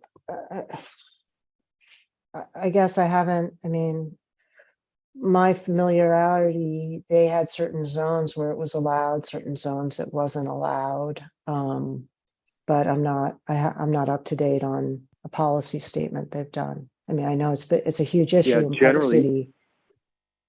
Right. Generally in PC, there was a designation of certain areas, geographies where neighborhoods were pretty solidly local community, and they wanted to protect those areas. And there were other areas that were less so. And I think that they created overlay districts and in some cases zoning districts that did and did not allow it. And I think that we're kind of talking about the same thing. It could be an overlay district in this area that meets certain criteria. We would consider it. But we could create a set of criteria by which future projects could be examined if there were a request. Because the reality is, I'm going to guess every future development is going to want it, but it may not be something that we want as a policy statement to allow it everywhere. So fairly strict criteria to determine where it could land. so Thomas, do you want to take a stab at it? I can do that, sure. Can you take a stab at, half a dozen sort of line item type criteria, separate and distinct, You know, for example, this seems to be one of the things where, you know, closer to commercial and highway versus, you know, more neighborhood residential and park kind of thing. And, you know, those some of the, maybe you can take a stab at half a dozen and bring those back to us in a future meeting. I can do that. Sure. And maybe run them by Polly first, so she can weigh in on Absolutely. whether or not that's something that we can actually put into legal language that's defendable. So, Or locations, you know, nearer to transit if there is a future transit, right. some kind of Yeah. transit plan. Good point. Yeah. You know, Yeah, those are exactly. kinds of things. Transit And I agree corridors, with you. arterials, those kinds of things. Yeah. Exactly. Yeah. You know, closer to the entrance of a community, not buried within it, or It's in the heart. you know, near more of a major roadway, near commercial or planned commercial or existing commercial, et cetera. Yeah. So the least intrusive on residents, either they're part-time or full-time residents here. And that Yeah, gives I us think some we can- flexibility around things like, you know, the Salzman property where it's really a separate, it was really a you know, it was zone mountain, and really we're looking at a PID. Ultimately came down to a PID kind of structure. Can you incorporate something like that in your thinking, Thomas? Yeah, absolutely. I think it's, a set of criteria to certainly mitigate negative impacts that may be associated with nightly rental. So absolutely, we can do that.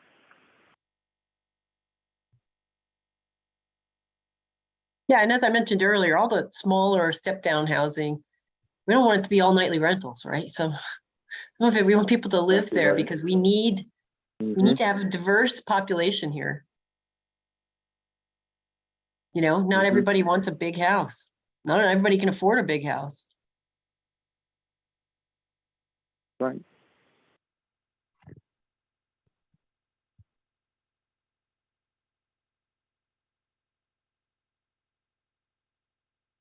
Okay. Thank you.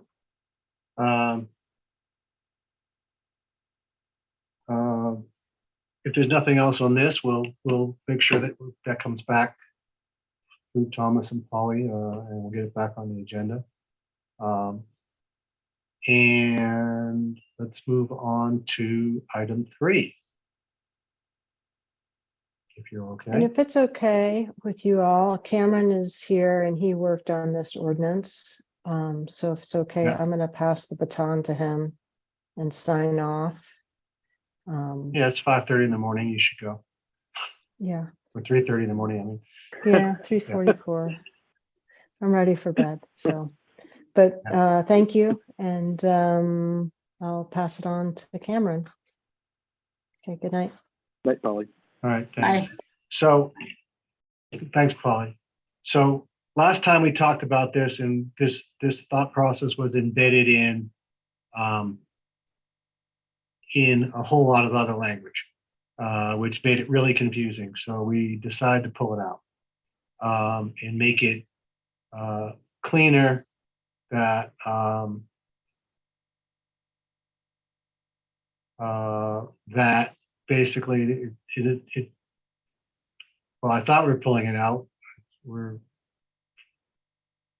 really. We did. I left the definition I part. really in. wanted this separate. I really wanted this separate. Somehow, but okay, take us through it, Cameron. Let's see where we are. Yeah, so I apologize, Mayor, if I misunderstood. I thought you just wanted in a separate code section, and so that's what I did in the 8403. Okay, well, that's all right. At least it's in a separate code section. Okay. And then I just left in the definition of public streets because I thought that would help for the whole chapter. The other change I made was I put a time limit on it from October to May, and that matches with the other language in the existing code, and it matches up with the winter parking as well. So here's the thing, guys. I mean, we got a letter from one resident, you know, explaining why, you know, it's helpful to have them. We know it's helpful to have them. The question is, what's the right answer? Because if they are damaged during the plowing, I mean, the resident points out that there are places where they're not damaged, but the possibility of damage exists. And if they're damaged, will the town be held liable? Will a resident whose item there expect us to pay for a new one because we tore it up because we're plowing? And if not, if we don't want to be responsible for that, what do we write to do that? And then the other thing is if that item gets, we have a snow thrower unit that comes along on the very curbs of the street to push snow back after big snows. It is a giant snow blower. It has big rolling teeth. All right. And if it sucks that thing up and it busts up our snow thrower, we're on the hook for the repair. So I understand the residents' desire for smoothing out that drop, but I'm trying to think about us from a liability standpoint, and I don't know how to write language to cover us that way. So that's kind of where I'm at, Cameron, is trying to figure out, is there, I don't think we can write language that says you can have it, but if we tear it up, it's not our problem. And if you hurt our equipment, we're going to come after you. I don't know how to do that. Well, before we get to that, because I agree.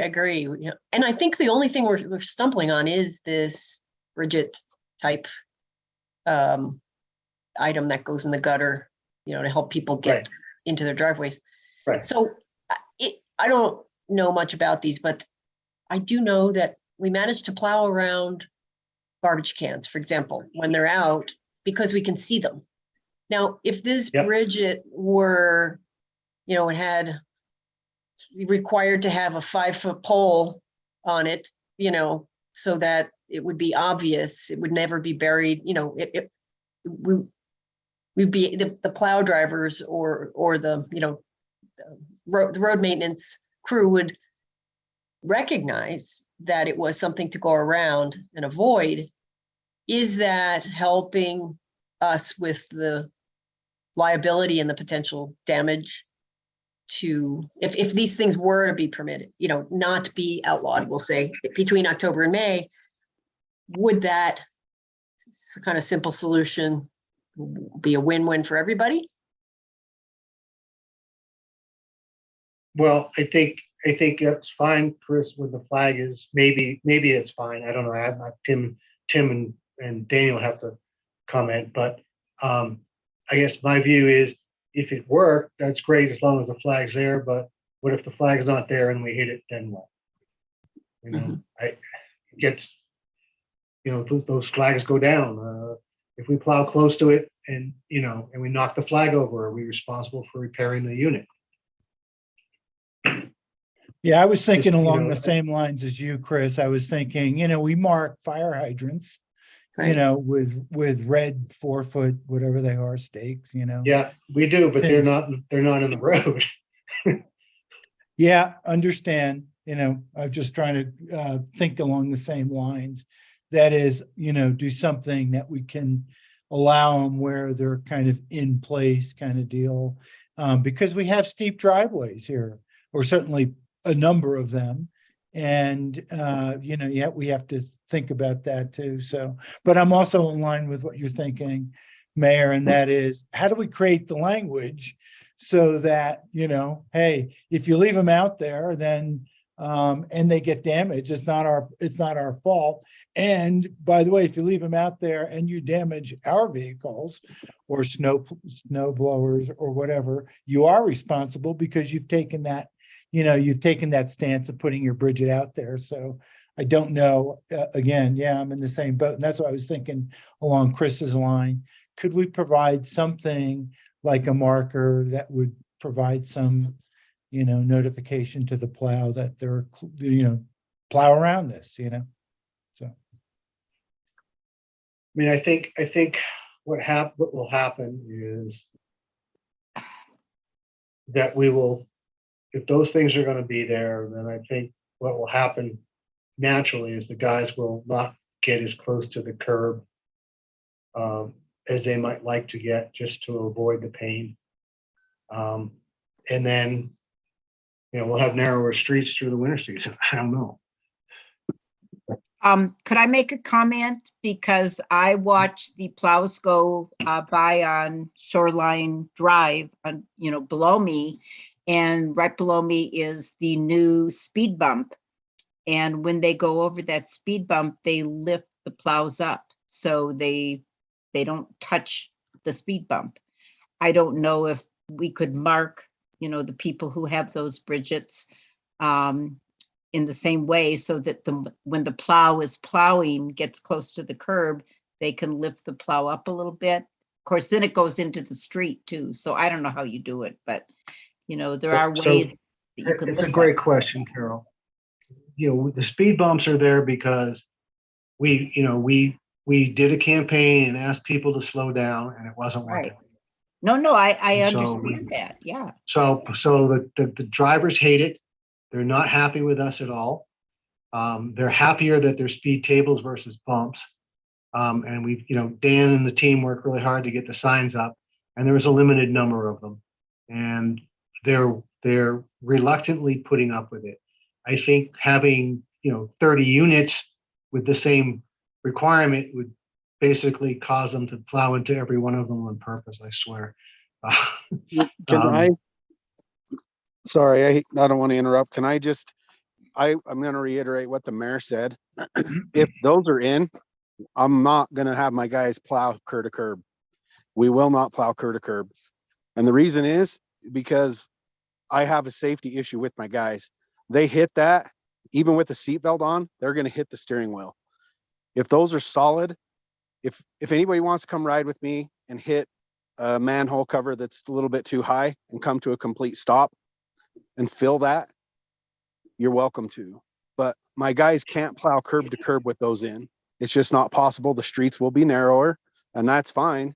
But you got to know that I'm going to have my guys plow another foot to 2 feet away from the curb for safety reasons, not for anything else other than safety reasons. And if we hit one of those and we break a plow, we don't have 6 or 7 plows in the background to continue our job. We have 1 or 2.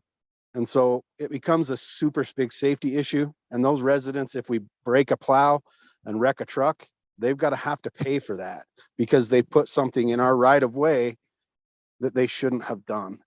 So I mean, I don't want to be mean or disrespectful, but my guys can't plow curb to curb with those in. It's just not safe, and it's not possible to put markers or anything that is going to let us know they're there.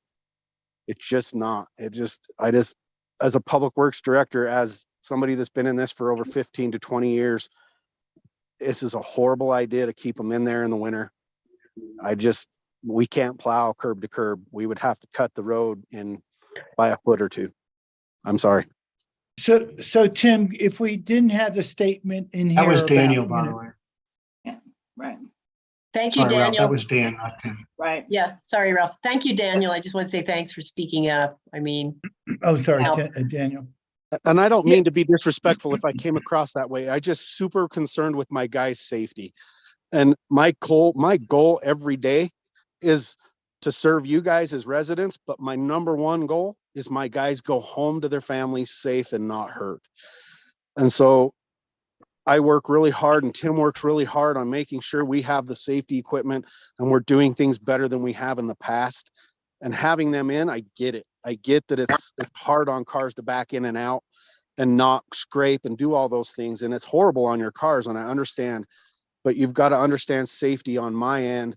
My guys have got to go home to their family and feel safe while they're here at work. thank you, Daniel. Also, I'm sorry, Ralph, one more. You mentioned road widths, and we're all really sensitive about some of our road widths are already too narrow. And now when you're talking about having to plow out, I don't know, a couple of feet, not curb to curb, that starts to concern me. Also, on top of the safety concerns that you already expressed. Okay, Ralph, sorry. All yours. Yeah, I think we're all talking around this, trying to figure out, a better way to think through this. Yeah, so Daniel, you bring up really good points. But we also want to have some leadway for the homeowner that's trying to deal with a steep driveway. Could we have a requirement that, hey, if you're going to put these out, if it's snowing or there's a potential for snow, that you must remove those? These are portable from what I know. I don't think they're not permanent. They're not glued to the pavement. They're not cemented. Otherwise they would be permanent. We wouldn't have an issue. So could we put the onus on the homeowner? Yeah, but you still have people park on the road in the snow, and I Yep. still have to have them towed. So the chances of them actually moving it, and I'm all about finding a solution, but I'm the devil's advocate. I've got to be on this situation that we can say you have to have it moved, but you know as well as I do, sometimes I walk past my garbage cans and leave them out one extra day just because I'm cold and I don't want to deal with pulling them in, or whatever the other things, right? I don't put the water in my cow's water because it was frozen. I don't want to deal with it that minute. So there's all kinds of things that we choose not to do. And that's what I mean by I just don't see that these are something we can allow, because people aren't going to take them out. They're going to get frozen in there. They're not going to be able to get them out. Or they won't be home, right, Or Dan? they We've won't talked. be home. So just like hey, you can't park on the road when there's snow coming. How many times do I drive down a road? Somebody parked on the road. I got to call and get the cops to come tow it. It's a super big concern to me. I mean, it's up to you guys in the end. And my guys and I and Tim and all of us will deal with the consequences that come with it, but so will the town. And the town will have to eat the cost of fixing things until we can get reimbursement from said homeowner when we tear a plow off the front of our now $60,000 truck. Yeah, I would I mention, wouldn't want to go in that direction anyway. Because for one thing, the plow's down. That's the big thing, is the time the plow's down. Once that happens, people want, then you're hurting everyone else along the same street and in town from getting the street plowed. So I get all that. I'm just trying to think through this a little bit more as to, have we looked into what other towns do? yeah, this is what, we are not the first people to do this code. We have copied this for the snow portions of Utah. There are multiple municipalities that have these codes. Yeah, there's one other thing. I mean, I was thinking of same thing that Chris was thinking, that some kind of marker. I think we're all thinking along those lines, which is not a guarantee that won't miss it, but hey, maybe have a special permit for the homes that have those, and we know that those are the homes with markers and that don't want that you just go around them. Right. So Ralph, that's not we gonna have a mean- list of those homes, and they would have to have a special permit to have those. Yeah, Ralph, I'm thinking about that as well, right? But we can't even properly enforce no parking, during winter hours on streets. We actually have no parking on our streets from October 31st, I think, to April 15th, or I forget the dates now, but we can't even enforce that. And those are obvious, right? And I know, because in my street, people will park, they'll park overnight, they'll park even during a snowstorm. And, eventually if they stay out long enough, they'll get towed, but that's the easy stuff. This stuff is like hidden. So I'm feeling very swayed by what Daniel and Tim have been saying, and thinking about it. it's safety. It's it's the safety of our crew. It's the safety of everyone else in town because we need to plow curb to curb for our very narrow roadways. And yeah, I like everyone else, I don't like people telling me what I can and can't do, right? You know, I want to get out of a driveway with a bike rack on without scraping it. However, I think we might be achieving a reasonable compromise if we, you know, do this during that October through May time period where, you know, maybe we don't allow these particulars, we don't allow anything in the road, you know, no exceptions except for your garbage can, you know, on garbage day. But, you know, because of the nature of, you know, the kind of weather conditions that we have and the fact that people aren't here all the time. And, you know, it's a tremendous amount of trust. We would be, we would be relying on our, you know, neighbors to do the right thing, but there are so many reasons why that wouldn't happen. And I know we'll end up penalizing a few people who have bad driveways or particular vehicles or needs during this time. But, you know, if you think about it, if there's ice in the gutter already, well, there's your bridge. So, you know, maybe I'm feeling very swayed by Daniel and Tim's arguments right now. I am too, but I'd like to know one thing. Have we done, do we know how many bridge units are out there, so to speak? I mean, you know, again, I don't know if we've done any analysis of how many On are the out order there. of 30, Ralph. I was gonna say, I counted 20 in Shoreline alone. Oh, okay, that's On the order of significant. 30-ish. That's significant. 35. Yeah, but what's the road width in this area? These are the roads that were before we went to the 26-foot wide road widths, right? Yeah, they are. That's right. And so the We roads don't are have already any- narrow.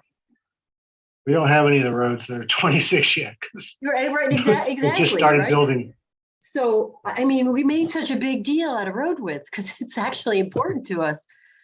And I really not happy to not be able to plow curb to curb. I mean, I get out there with my snow shovel just to get the curbs clear at my house because you can't plow curb to curb on the circle. It's impossible. So it's bad. It just gets narrower and narrower. So that's not a good thing. So if you've, I mean, and everybody's experienced this, but if you've ever driven home in a serious snowstorm, you know, inch an hour kind of snowstorms, and tried to see out beyond your lights or out to the end of your lights with the reflection back from the fog and the snow, I mean, the visibility is pretty poor. And a little stick sticking up doesn't help you from a plowing standpoint, especially because those plows have to move at a given rate to actually not push snow, but throw snow. I mean, those plows are designed to go at, you know, 20 miles an hour because that's what's pushing that speed causes the snow not just to get to the side of the road, but actually get thrown up in the air and over. And so these guys are driving quicker in the snow than you and I might drive trying to get home because I want to get the snow to go. So, I mean, there's a whole bunch of stuff that just suggests that this is just not a good thing. And it's, you know, it's unfortunate that, you know, that we have folks that find it difficult to get off their drive. And you know, and it is what it is, but I can't ask these guys to do their job thoroughly if we got these things as a potential obstructions. So I just want to point out that the resident who sent the note, Mr. Sherwood, is on the line and would like to have a chance to comment. If you guys would be willing to listen, I'll let him in.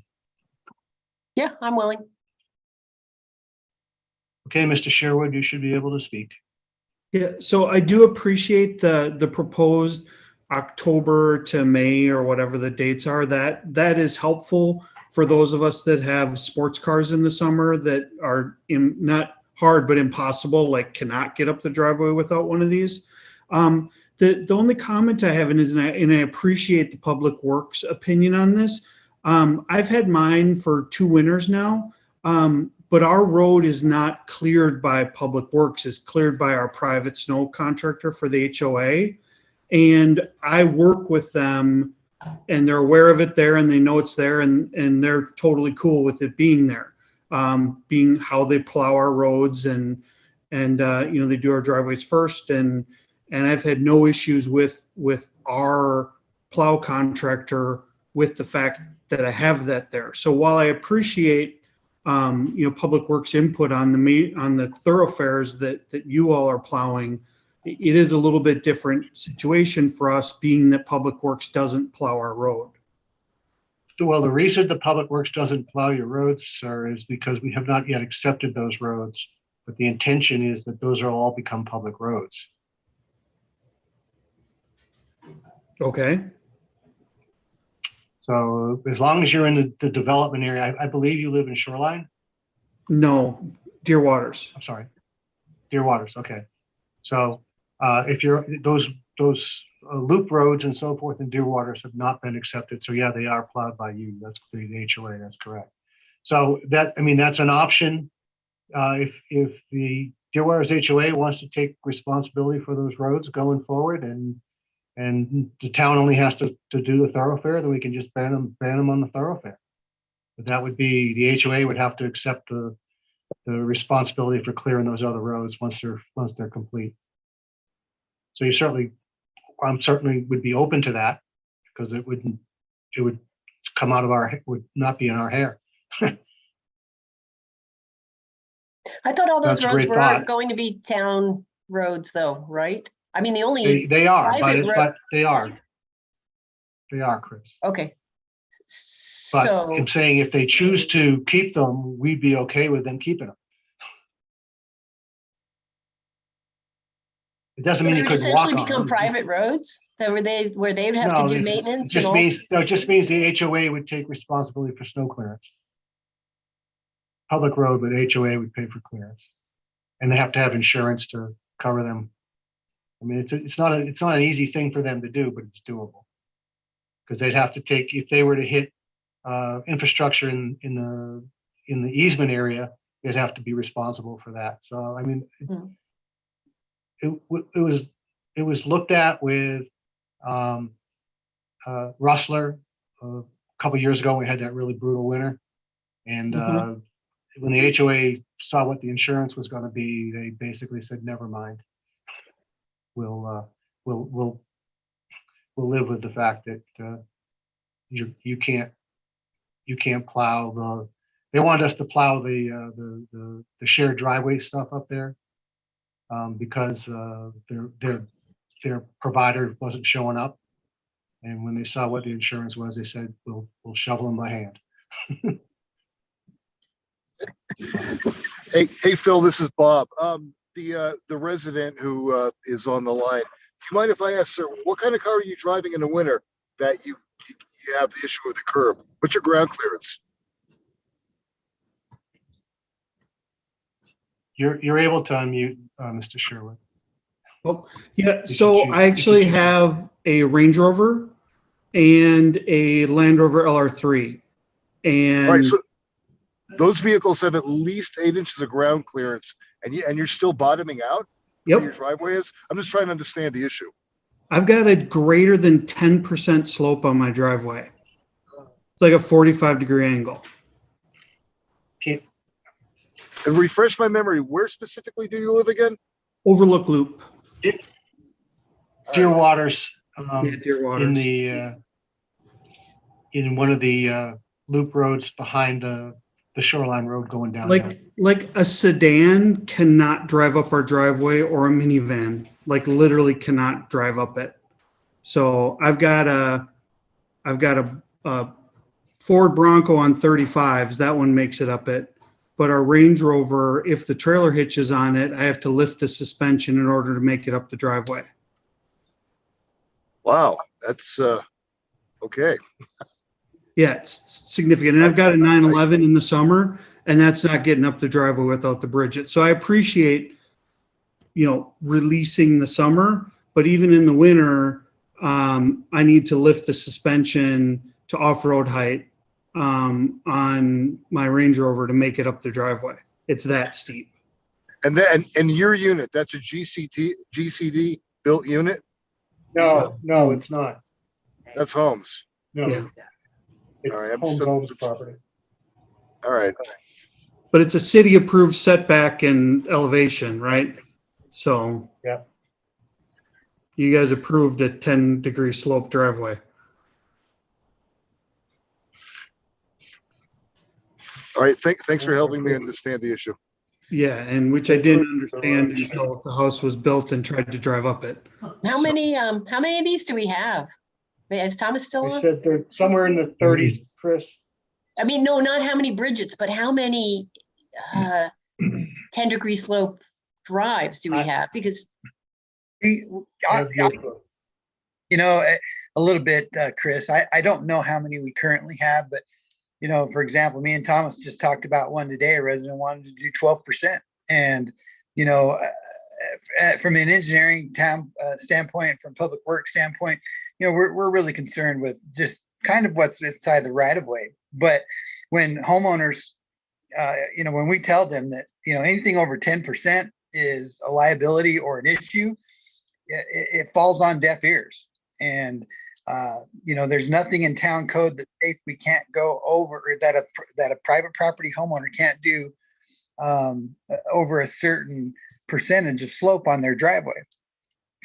So, And typically, yeah, Tim's exactly right. Typically, you know, with roads, we keep it under 10%. With driveways, historically, I think there's been an attempt to keep it about 10%, sometimes a variance up to 14%.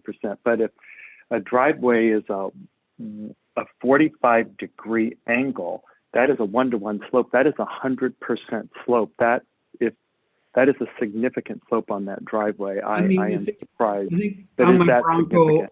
I think on my Bronco, it says it's 11%. So whatever that is, it feels like a 45-degree angle when you're driving on it. It's about it's actually 11% slope. but like I said, Chris, we're trying to let owners, as they submit these plans, problems that they're going to have if they go down the road with what they want to have, or what their architect, you know, tells them that they can put in. So working, me and Thomas will work. Hopefully we can get some of these back down to the into 10% or lower. But we do have quite a few. And like I say, we just reviewed one today, actually. okay, that's good to know. Thank you. I'm just curious. Well, I just know when I've bought things, you know, you got to consider, or built things, you got to consider these things. There were some houses we walked away from because the driveways were too steep and they faced the wrong way when we were trying to relocate. So, you know. Yeah, but I mean, if you're buying in 2020, you got about 3 houses available in the entire region of Park City. So yeah. There weren't many options, and didn't really realize the impact of how steep the driveway really was, because you've got just gravel there, right? Yeah. And you don't know how big is that top parking pad going to be versus how big is the actual slope going to be. So it could have, you know, so you have no idea how steep the driveway actually is when you just got a bunch of gravel Sure. and unfinished drive there, right? Yeah, understood. Fortunately, they do No make one- vehicles with adjustable suspensions like you have, where you can jack it up higher, you know, than normal ride height. All right, that was helpful. Would you, Mr. Sherwood, would you still maintain your, would you keep your, if we outlawed these entirely, then you couldn't do anything during the winter months and keeping them out. I mean, but what do you do? Do you just leave them out permanently all year round? The Bridget? Yeah, it's out all year round. And I was familiar with one of them, but are they reasonably portable, but kind of a pain to move in and out, in and around? They weigh about 200 pounds. Yeah. So you wouldn't want to be doing that every day. no, they're basically, you know, used tire rubber. They weigh about 200 pounds. To move seasonally would be simple. But I mean that, you know, the Public Works is correct. You're not going to move them every time it snows. Yeah. That isn't a reasonable expectation, right? So at this point, I think, I'll tell you what's happening today. Okay, with or without the code. Okay, the guys, we just had a snowstorm. The guys just plowed the street. Okay. If they come through, if they're lucky enough to have a daylight today, they can come through in a more relaxed manner and clean up the edges, which is what they did today. Even though it was trash day, they were able to work around all that because we had a bright sunny day, there wasn't more snow coming, and they were able to deal with it. So, there will be times where those things were there, and they're doing the cleanup, it's fine. If we have a continuous, what will happen today is what you saw this morning, at least on a lot of the roads, where we weren't clear to the curb. Because last night it was snowing like crazy, and they weren't able to do the cleanup and keep the main body of the roads clear. So that's what's happening today, and that's what will keep happening until we decide to do something different. And it's quote unquote working today. We haven't got a lot of complaints from anyone yet about our snow clearing abilities. So thanks, team. Daniel and the guys have done a great job getting through this one. I mean, it was snowing hard last night for a good bit of it. At least yesterday afternoon. I mean, it was whiteout type snow. So, and that's where we can cogitate some more over this and come back next month. But that's what's going to happen in the meantime. But I'm okay if you want to think some more. But I don't know a good answer other than saying just take them out in the winter, please. Now we can certainly work with we can look with those residents that have super steep driveways, because there can't be that many,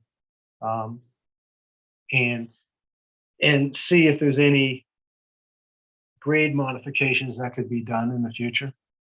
I don't know how they get paid for, but we could at least see if it's a possibility to say flatten that driveway out a little bit before the bottom, kind of thing. I don't know, but that's what's going to happen.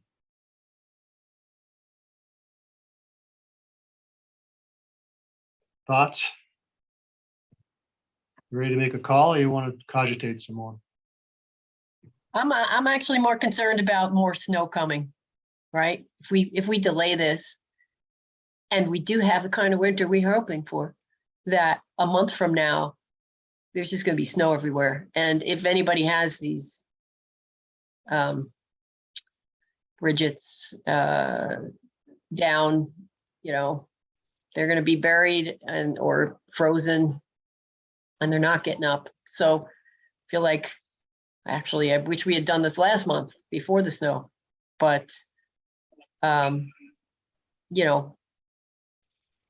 feel like if we wait, we lose a season of impacts. There will be impacts to our public works crew, and then all of the worry and potential damage or injury.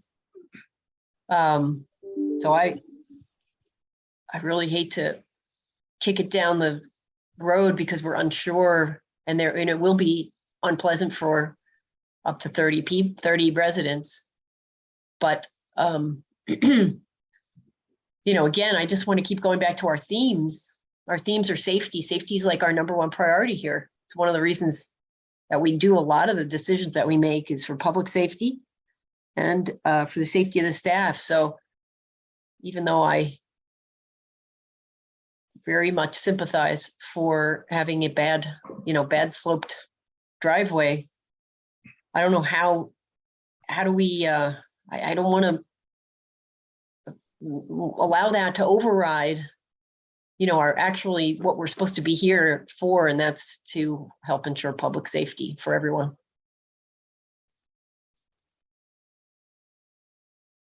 Could I ask a question about this ordinance? Isn't this ordinance also addressing the trash and some of the other things that are left that blow into the street? Or is this all about the Bridgets? Well, it's about everything, Carol. I mean, the language in it is, you know, let me get to here again. You can read it. Well, so it would include like those piles of, because in your Yeah. neighborhood, Carol, there were piles of mulch that took up half the road. Right. Remember that? Or when was I terrible. come, when I come in off the Ross Creek Road and I go by all the new construction, there's still all kinds of trash and stuff that's still It in does, the road. Carol. I mean, are we Yeah, addressing covered. that? It's right here. You can read it right here. Right. Okay. Any temporary or permanent structure, mechanism, device, object, or any other thing of any kind or character. Right. Basically everything. Yeah, we Now, want our roads you know, clear. during the day, during the construction, during the day, we know that they're there. We know that there's stuff going on. We also know that that you know we can get them to move because they're there. It's the overnight parking that's harder to do because we don't know where they are.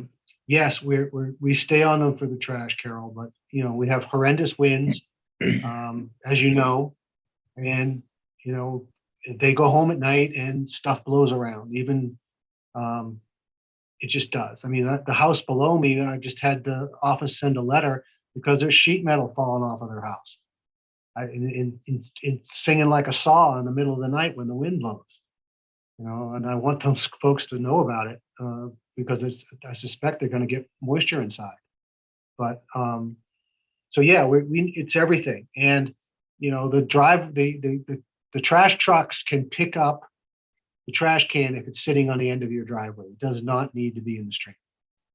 And you know, again, we try and encourage residents to put the trash can on either the right of way, you know, and not on the street, or on the end of their driveway and not on the street, because the trash truck can reach that. The arm is good, you know, you can't put it halfway down your driveway, but it doesn't need to be Right. up on the curb. So, you know, the only way we can make a decision on this is either make a motion to put it to the vote and see how you guys vote. And if it fails, then it fails, or we defer it, one of the two. And the wording here, October through May, does that coordinate? No, with that our- needs to change, Ralph. It needs to Yeah. match what our signs say, Yeah, which is October thank you. 31st through May 15th. Yeah. So Cameron, we do need to put the actual dates in. Yeah, so I just did the dates to match what was in the existing code language, but if we want to amend that, we can make that amendment. Well, our signs don't match the language in the code language. Gotcha. Well, So well, we- no, well, we hold either- on, hold on. We did that special parking thing last year, and I thought we matched those dates to the dates that are on the signs. So October 31st to April 15th May or whatever 15th. it is, right? May 15th. Or May 1st, Yeah, I don't winter, remember, whatever it is. Yeah. No. the winter it's parking has April. those dates.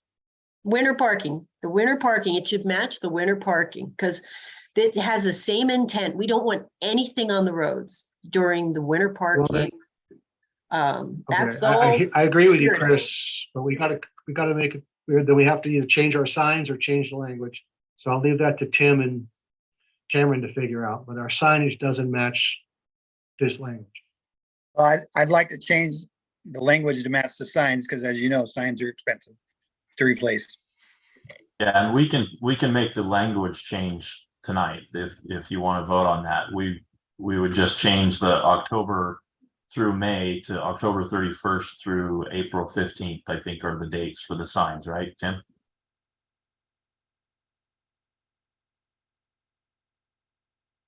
Sorry, I was trying to unmute myself. Yeah, that's correct. That it's on the signs that I have seen. Now, we're gonna have to go, Dan, we're gonna have to go around, just double check to make sure that we don't have a random odd sign that doesn't have that date, but majority of the signs do say that, Cameron. Okay. Let's use the sign at the entrance by the town hall. That sign, whatever that sign says, that should be the dates. And then all the signs need to match that. If you want to take a break, I'll go out and look at it. Well, I think if we say it matches that sign in that location, then the dates, I think we is that can good too, enough? Chris. Yes, Without knowing Yeah, the that's dates good right enough. now, without going and taking a picture of it? yes, we can do that. And do we need to add any language here? Very specific? I mean, to Carol's point, you know, are we excluding everything? And if we are, why don't we just be specific about these? I will call them, you know, temporary parking, or I'm sorry, temporary driveway additions, so to speak. You know, so it's pretty clear to everyone. And you know, it sounds like the words that we have in there account for everything, but don't account specifically for what we're trying to, you know, zero in on here. Yeah, the risk is. Well, then I have to put something in for trash cans and The risk is if landscape we're- materials and whatever. So we're trying to do. What's it the very- risk, Cameron? If we're too specific, then potentially somebody could find something that doesn't fall within that specific definition. That's why it's written broadly. Is to No, cover. I get that, but sometimes it's like, you know, include the, for example, parentheses, you know, this, and this, but so Yeah, we that, could you know, yeah, so that there's some, you know, anybody reading this is gonna, oh, that's what they mean here, and if that's really what we're going after, then let's, you know, put it in there. Let's not, you know, be broad, but put an example in there. Yeah, we could certainly do that. So including, but not, you know, such as, but not limited to.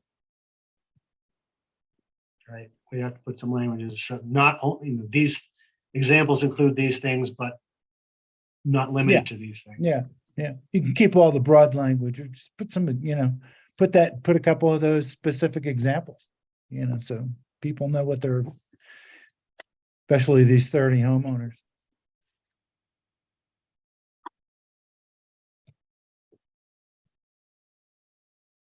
I know you want to say something, Mr. Sherwood, but I think you've said more, you know, I think you've said everything there is to say. I think the council's got to draw a line here. I understand your position. You've been very clear in raising your concerns. So are we ready to try a motion, or to see if you guys are ready to move forward, or turn down? Hey, Phil, it's Bob. If we were to go ahead and move forward with this ordinance, what would you and the rest of the council feel about maybe making exceptions and let language unless otherwise authorized by the town, that sort of thing? Maybe give the residents who are relying on these to get in and out of their driveway maybe a year to give it a cure, and then maybe add something like, hey, you have to put up a very obvious reflector flag. This is actually a tough issue because I understand what our public works department is saying. And, you know, the alternative is if that street's already way too narrow. And if a fire breaks out with those densely packed homes, the street's narrow and the fire truck can't get down there, that's a much worse problem than scraping the bottom of your car, not getting in your driveway. But I would think if the public works knew where just a couple of those accepted ramps were, and that they were well marked with proper reflectors, maybe that might be a compromise that best suits anybody until we can figure out what to do. I'm gonna push back, Bob. I hear you, and I'm gonna tell you that my experience, because of what's going on in this town, is if you open the door a fraction, it's gonna go a lot further, to the point where we are actually in litigation with a number of residents because of it. So, Yeah. I tried to be a good sport once, and I got burned. It's not gonna happen again. It's either all or nothing. All right, understand. Hey, and just on a related note, because I think this all happened before most of us were even in office here. Do we now have zoning rules that would prevent developers from building unrealistically steep slope driveways where they meet the street? I don't think we do, Bob. Thomas is, we got some pretty brutal topography. And as a result of it, there are some places where there's some pretty steep driveways. And the issue is, if it's a private home and the homeowner is aware of it, a private owner built home and not a spec house, then they're basically, as Tim mentioned, we tell them that's not a good idea, and they say, I don't mind. And we say, okay, your problem. But be aware that this is not an easy thing to deal with. When it's a spec house, it's obviously harder for a resident or a future buyer to say, fix my driveway. So I don't know, Thomas, thoughts on that? I mean, should we put some language in to restrict it? Well, I think that we do now have language in to really ensure that for subdivisions, our roads are at 10% or less. And I know our roads are, but I'm talking about the private drives. The new zoning code, I think Tim could probably speak to this, but I think we also try to keep those at 10% up to 14%, but they're out of the public right of way. If it's outside of the MDA, the master MDA, we have some authority with our new zoning ordinance, but otherwise within, it's a bit nebulous, unfortunately. Yeah, and I know we talked about this in the planning board when we were, redoing doing the new zoning, but yeah, I think Thomas, you're absolutely right. It was like 10, it still just, meets the road slopes, of 10%. So I don't think we envisioned this close enough when we rewrote those, those zoning. So with this, this doesn't actually take account for that, but I think to do this properly, we should also, have some look into the zoning and make sure it conforms. Agreed. And I will tell you that over the course of the past couple of years, we've definitely tried to keep driveways less than 14. There's a little bit of leeway because it's not a public right of way in our machinery, but we do try to keep it max 10, maybe an exception up to 14 for a small section. As Tim noted, we had a request today for site plan review, building review, and it was generally a 5% slope, but there was a section right off the road at, I think, 11.99%. And I think, that can warrant an exception. 11% is not 10, 11, 12. It can be doable on a driveway, but I mean, to the point of the person who was on earlier, if it was a 45-degree, a 1-to-1, that's 100% slope. That is significant. We would not want to permit those where we have the authority. Well, the other thing is I can tell you from experience of driving sections of Golden Eagle, which were built before we set that standard. There's some sections up there that are 13, and I can tell you that driving it with a plow, it's one of the places that I've nearly skidded off the road on more than one occasion because of the steepness. So it's tough, and I get it, but so all right. So I think what we're saying is this resolution. This should be an ordinance. It's not, shouldn't this be? Yeah. Are we it should- resolving to adopt an ordinance or we are adopting an ordinance? We're I'm sure the amending the language is right. existing. Yeah, so it should be ordinance Yeah, amending, it shouldn't be a resolution, should it? It should be an ordinance. correct. I think I missed find and replace there. Okay. So I'm looking to see if there is a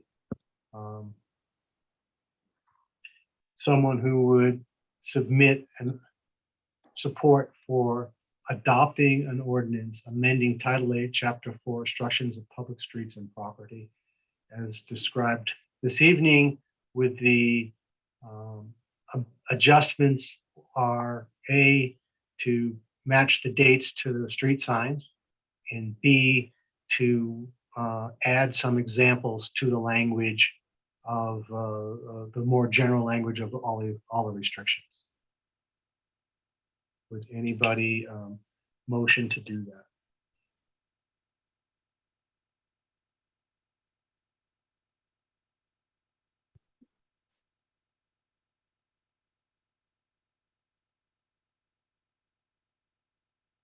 All right, this is Chris. What you said, Phil, so moved. Thank you. And I will second it. Thank you, Carol. And I will poll the council.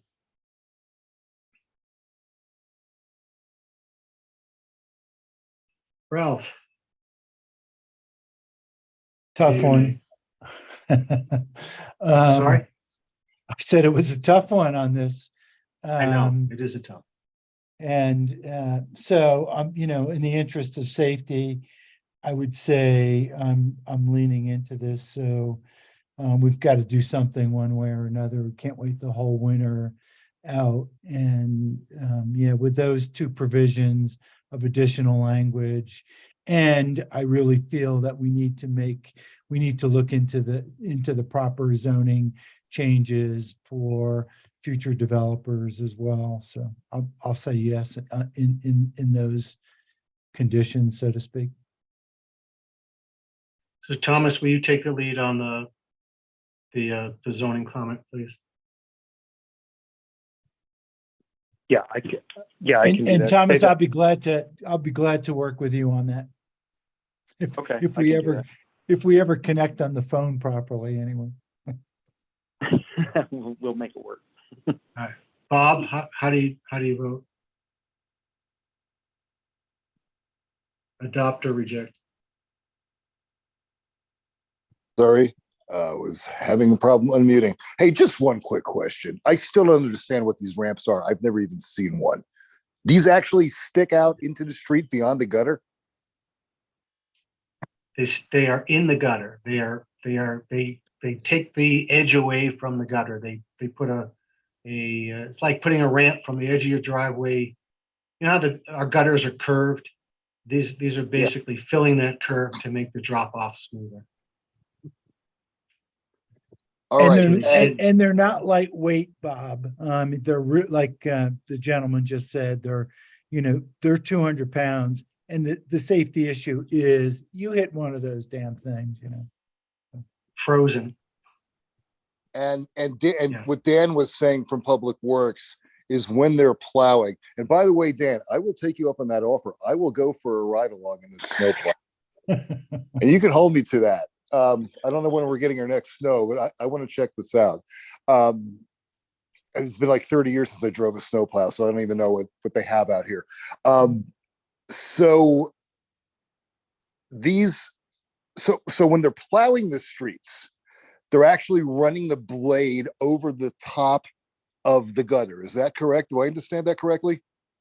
Yeah, they go absolutely to the curb for the cleanup. They won't get it on the first pass, but they will absolutely run it up to the edge of the gutter. Yeah, because they're running it on the blacktop surface, which is the same level as the concrete portion of the flat concrete portion of the gutter before it turns up. All right. So on the second pass, they're cleaning it up. They're widening the street, and they have to go at a certain speed to throw the snow so they're not just building up a bow wave. And then if you have Right. these things in the gutter over the course of the winter, they're going to get permeated with melt water. They're going to freeze, and it's going to be like hitting a horizontal Like pillar hitting- of concrete. Piece of Exactly. concrete, yeah. All right, Exactly. and then if you're in the truck and that happens, I can see where that would damage the truck, tear the plow off, and that Or would be crack a that rib. would. It's already happened. No, I said, or you could crack a rib. Well, yeah. 20 miles an hour with no crumple zone. That's blunt force trauma. Okay. Yeah. I feel bad for the people who have these issues, but this is a safety issue and that's non-negotiable. So I think we're going to have to, in favor of amending the ordinance to include those. Unfortunately. Thank you, Bob. Carol, I vote yes. thank you. And Chris, Thanks for all the comments, everyone else. I won't add any more. Yes. motion passes. Thank you. So Tim and Dan, you're going to need to print up notice cards and have one of the guys drive around and put them on the doors of every home that have one of these things. Yeah, we'll take care of that. We'll issue it in a newsletter, et cetera, but I think it helps to reinforce. Well, And if you're going to do that, please include some language in there that just not, the why and the reasons why we're doing this, and that we thoughtfully thought through the safety issues, and we understand the issues that you're going to go through as a result of it. So I think That they're going to go through, but it's also for everyone else, right? As the roads get narrower and narrower, as they fill with snow and you can't go curb to curb anymore, it just makes it harder to get first responders here. If somebody's having a heart attack, every second counts. If that fire truck, ambulance, whatever, can't get here because there's some obstruction, that's what matters more than anything else. so. To your point, Chris, include those something like that, and I would include one other thing, and that is, hey, call us and we'll tell you a little bit more. Hey, I think it's worthy of an explanation to these folks. Yeah, I agree, Tim, Ralph, I'm because I gonna- feel I'm gonna- sympathy, right? I definitely would not like to be in that situation where you needed to No. bridge, that gap and Tim, dragging it's not great, but I think Bob said, or maybe you did, Ralph, okay. Anyway, we talked about it enough. so Tim, if you'll take a lead on that and run the language by me, we can come up with something that we can put out, both on the website and on the app and so forth. thank you, council, for that approval. Thanks for your thoughtful consideration, everybody. We appreciate it. I know we're trying to find the right balance for our community. Okay. That is the end of the agenda items. We have a couple of quick updates. We won't have community engagement because Sherry's off. So if you would do your updates within a minute and a half, folks, that would be great because we also have to get through the minutes. So, Planning Commission, Jonathan, are you still on? I am. Okay, thank you. All right, the 1 minute summary. As I peer into the Planning Commission's long range radar, I can see three things. The next thing coming up will be Deer Springs phase, I believe it's 3, and a potential vote on a final recommendation to the council. The second item would be an item in the Creekside area, which is the north side of town. We are anticipating some form of concept plan that would potentially involve a friendly, cooperative annexation type situation of some additional land into the town, the confines of which are totally unknown because we haven't even had a concept plan yet. And the third item would be the Benlock Ranch, and that's about 2,000 plus acres on the other side of town, between the town and Camas. That's another one of those potentially friendly, cooperative kind of arrangements where that property might potentially end up being annexed as well. So that's the minute and a half radar report. Okay, thank you, John. So Sherry's out. So we'll skip that one. Chris, anything new or different with the post committee from the last update? Yeah, so we made some progress. So we had an October 20th meeting. Jan was working with Don Taylor to make sure that our trail plans were incorporated into their regional master plan. Thanks, Thomas, for working with that, working on that. Jan's also working on potential grant opportunities, and she started taking the steps to create a 501c3 kind of Friends of Hideout type nonprofit. So we also discussed we also discussed going after a specific grant to cover engineering to evaluate the spine trail along 248. So that's one of the post committees and one of the post plans top priorities is getting that spine trail going along 248. So we're talking about a 10-foot wide paved trail for a whole lot of different types of users and to get people off the highway. We also had discussion about hunting in Jordanelle State Park. So we're awaiting some information from Polly about how to best educate the community about hunting. We've kind of come to the conclusion that we're not going to be able to compel the state park or Bureau of Reclamation, the landowner, to be able to outlaw hunting, even though we consider it, many people who move here consider it very, very close to a residential area, the Ross Creek area. So we had talked about possibly creating a map to show, what 600 feet away from a building is, because that's the state law about hunting. Anyway, we're contemplating how to educate the community about hunting in Ross Creek.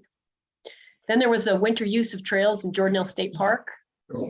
Kathleen was working with Jason Whitaker, the park manager. So unfortunately, the Ross Creek entrance to the park is expected to be closed this winter for a large construction project. That was announced in the latest town newsletter.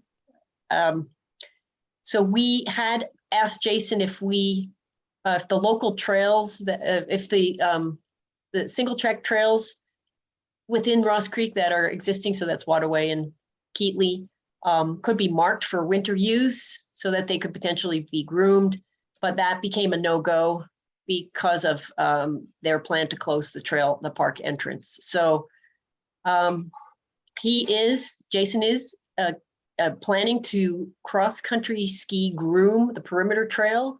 And the perimeter trail is 13 miles long, so I'm not entirely sure which stretches, but I have a feeling they're going to be over on the Sky Ridge side. I'm not, but access. He also said there would be access from the Hailstone or the park entrance or another park entrance, but not Ross Creek. So we're not going to make any progress with winter grooming, and we're going to definitely have some access issues this winter locally in Ross Creek. And then we also talked about the Japanese memorial signs that are currently in the park.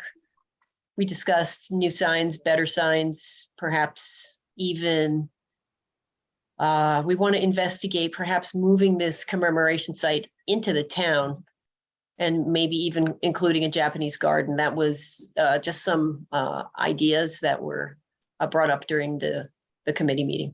And that was the sum total of what we covered in an hour. So wow. Yeah, we've gotten pretty efficient, but yeah, so that's what we have. Does anybody have any questions? Okay, thank you. Thank you. Carroll Transportation, I see they've issued the Heber bus routes, although I'm not quite sure of all the stops, but I know they're out there. to be Okay, served. the Heber bus routes do not affect us at all. But I do have some really good news. I talked to Park City Transit today, and they haven't finalized their schedule. They are definitely going to be running a bus to Richardson Flat parking area.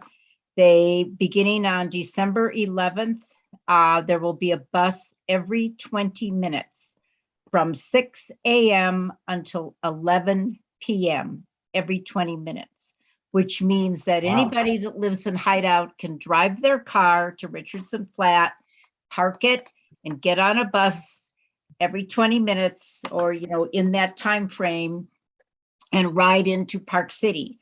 The bus will make one stop at the high school, and then it will take Bonanza Drive to the Old Town Transit Center, where it will, everyone will disembark and they can pick up whatever bus they need. If they want to go to Park City Resort, if they want to go to Deer Valley, wherever they want to go, they can pick up whatever buses run out of Old Town Transit Center, and they can get there. So they can leave their car at Richardson Flat and go skiing or go to work or whatever. And then the bus will run until 11 o'clock at night to get them back to their car. And it will be route number 6. They're calling it the Silver Route. And as I said, it begins December 11th and it will run through the entire ski season. So it needs to go in the newsletter. Okay, can you send a note to that effect to Carol? to Carol, yeah. Right, okay, so That'd be send a great. note to Carol to get in.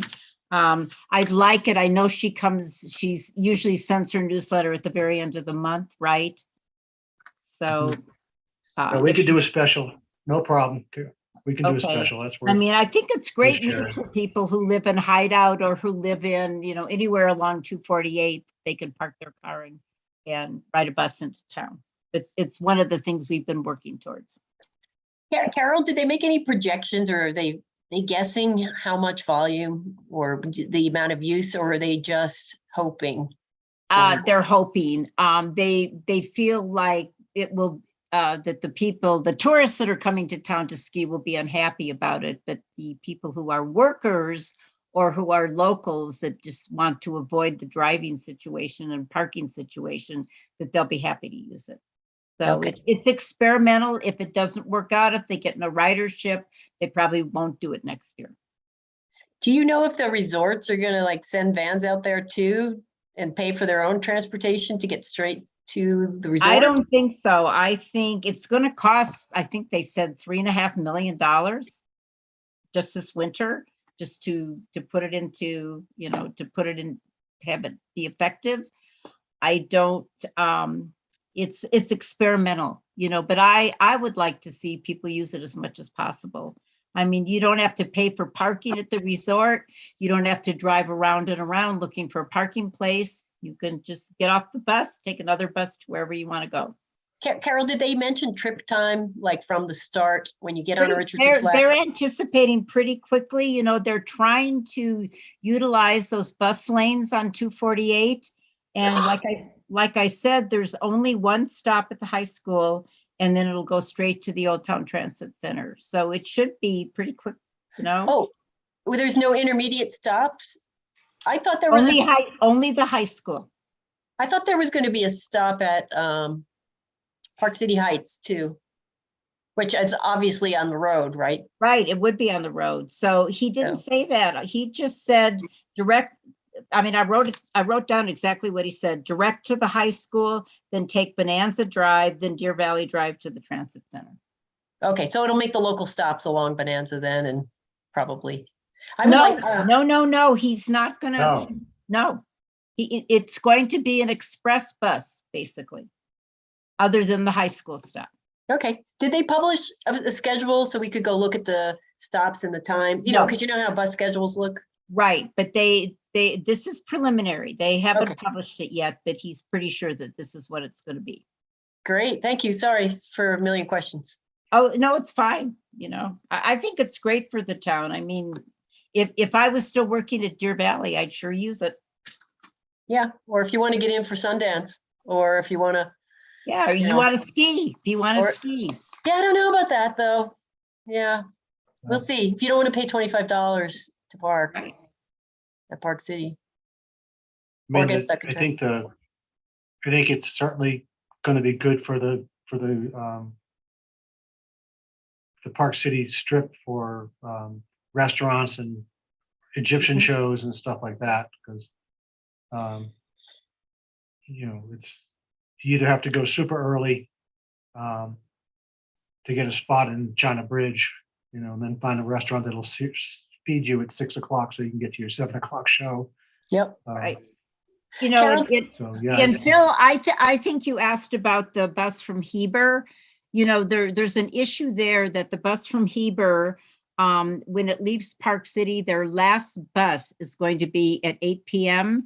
And so it's not really helping the service committee, you know, the people who work in the restaurants and the bars and things. They're going to still have to find their own transportation back to Heber. Right, at late at night. Yeah. Late at night, yeah. Yeah. Because yeah, they I said, saw that. yeah, 8 o'clock is their last run out of town to That's Heber. unfortunate. Yep. Yeah.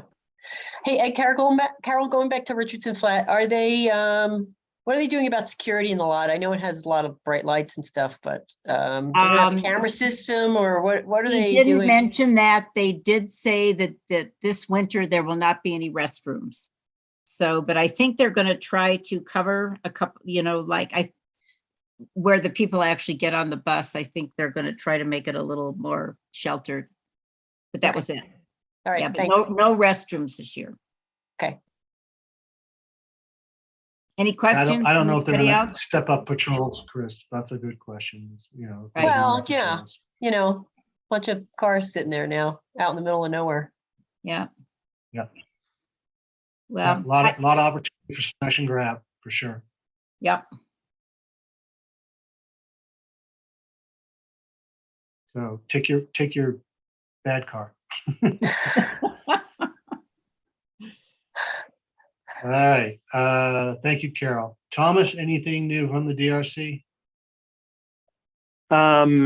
Nothing really new to report. We're working through some new design submittals for Deer Springs Phase 2 and 2A, and also some of the lakeside single-family houses that we discussed a little bit earlier are coming through. So DRC will be seeing those. Okay, thank you. All right, team, we've got 4 sets of minutes that we need to take a look at. First of all, kudos to Alicia, and kudos to Chris for lighting a fire. Kudos to Alicia for feeling the heat and getting some time spent on getting a lot closer to caught up. And she plans to be within a month by our next meeting. So that's great news. In the meantime, we have 4 sets to look at. So let's start with April 14th minutes.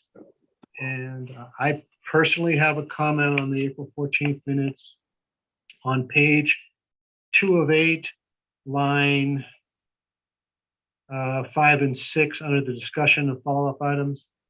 Alicia, just for clarity, I confirmed and noted that the state had chosen to relax that requirement for structures less than 10,000 square feet. That language needs to go in there at the end of that sentence. Are you with us, Alicia? Sorry, yes, I was writing. Okay. So yeah, so over 10,000 feet it's required, but for structures less than 10,000 square feet, the state did relax that requirement. Okay, thank you. That's just for clarity. Unfortunately. Other than that, I didn't have anything else on those minutes. Anyone else from council have anything on the April 14th minutes? Yes, I have 3 comments, if I could. They're basically just editorial comments. On page 27, line 21. It says- Carol, Sorry to interrupt. Could you tell me on the actual minute, because I've just got printouts, I don't have the whole packet in front of me. It's So say I don't know what you're asking. It's page 2 of At the 8. bottom of page 20, at the bottom of page 27 in the PDF, there's also a page number for the document. Oh, I don't have it with me. I mean, you'd have to go to the minutes. Shoot, okay. Page I'm doing that 27 right is now, page Carol. 2 of 8, Alicia. Okay, I got Page it. 2 of 8. Thank you.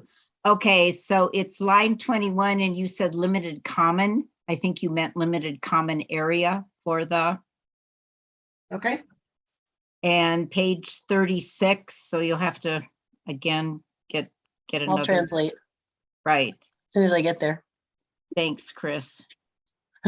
Page There- 3. 3 So of Carol, 7. you're in a different set of minutes. Carol. That's I'm May not. 12th. Oh, yes, I'm sorry. I'm sorry. I see what you're saying. Yeah, no, I have to wait till May 12th. You've moved to the May minutes, and we're still trying to clear the April minutes. So, Right, okay, so I just had that one for April. okay, thank you. okay, got it. Any other comments for April? I'm gonna just group them all together when we do the motion. We'll get the comments and then we'll do all 4 at once. Okay, So, May minutes, I was only here for a portion of the meeting. So, for my part, I didn't have anything, but Chris, you were the pro tem for that, the balance of that meeting. So I'm gonna have to rely on your input there.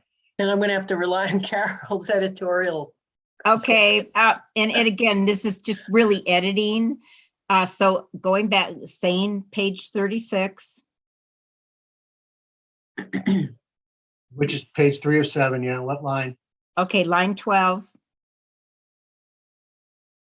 And it was a double negative. It should say could be rather than could not be.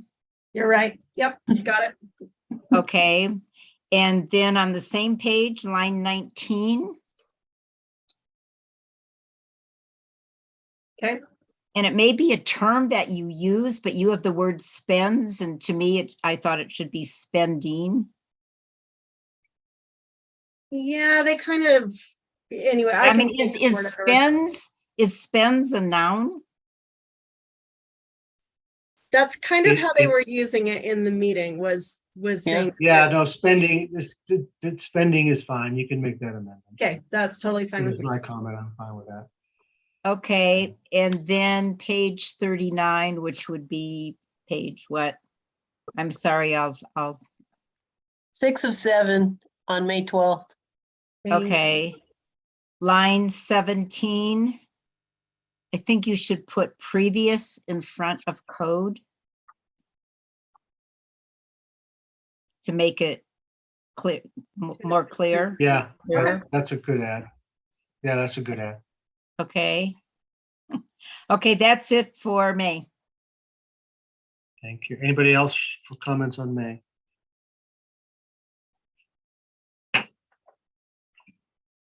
Okay. Nice job. June. Okay, I've got 2 for June. All right. What Okay, page? page 45, which would be something else. That's it's page page 5 5 of 6. Okay, What line, Carol? line 13. Okay. Put the word that prior to a survey was sent to Hideout residents. Just makes it more clear that a survey was sent to Hideout residents.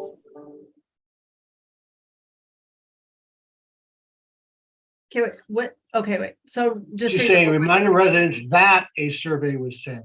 Okay. She wants the word And that then between. add to Hideout residents. Okay. You want 2 Hideout residents where I got my cursor right before this word? Let's see, where are you? Oh, yeah, a survey was sent to Hideout residents regarding the future development of Hideout. Because it doesn't say where the survey was sent. Okay, And then line Did you get that? 14, hang on. Alicia, did you get that? Yes. I might have to email you on that one for clarification, but I will work with it. okay, And 14, Carol? line 14, inform council approximately 250 responses were received as of the date of this meeting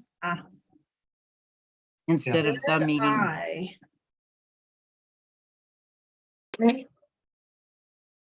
Okay, So this one here, Alicia, should be a this versus the the. Yep, we got that one. okay, and then page 49. That's going to be Oh, a wait, different. yep, I'm month. sorry, now we're into July. We're into July, so I'll wait till we get to July. Thank you. I personally didn't have any changes to the June minutes. I thought they were okay. Anybody else have any comments on the June minutes? None from me. Okay, thank you.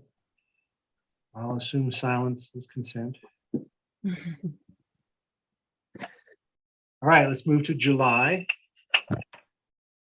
Okay, and I just have one comment for July. And again, it's just editing. It's Alicia, you do a fabulous job with the minutes. Thank you. I mean, you do. So I'm just it's just my background and I edit a lot of stuff and proof a lot of stuff. So. I appreciate that. I really do. And so your comments actually, I very much appreciate them. So. Okay, well, I just want everything to be really clear. Yeah, yep, I do too. So. Okay, so it would be, the way I have it is page 49. So it's again, another page.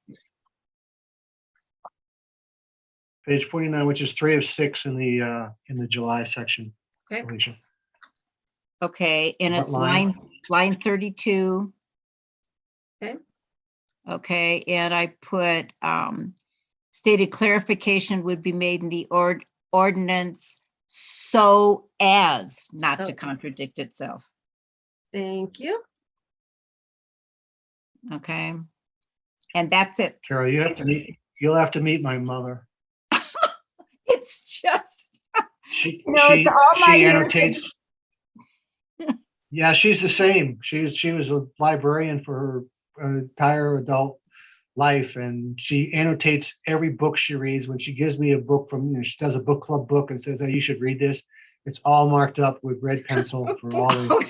I don't all the do that with mistakes books I read. No. Well, she doesn't read minutes, so.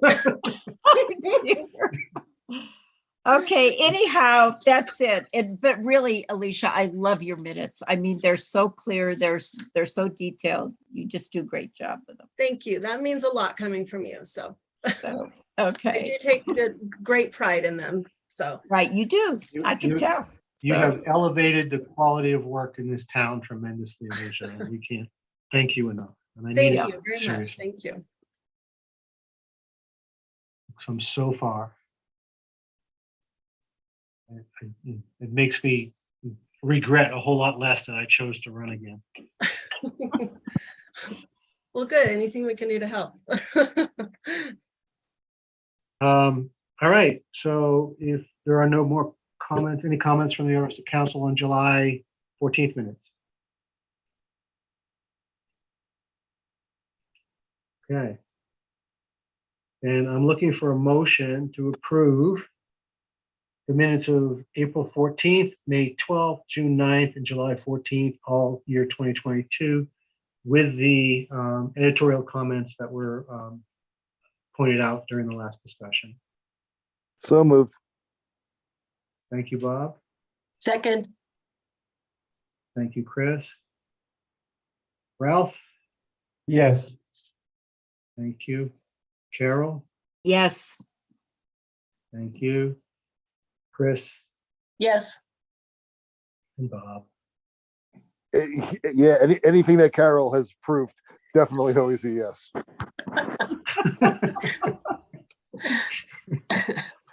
Okay. At this point, I don't know if there is anyone who wants to talk about anything else at this hour. If I can figure out how to get up to the top. I think we talked about a couple items that were mentioned in the minutes earlier, but if there's any other follow-up items, now's the time. Otherwise, we can. Yeah, Phil, there will were not- two.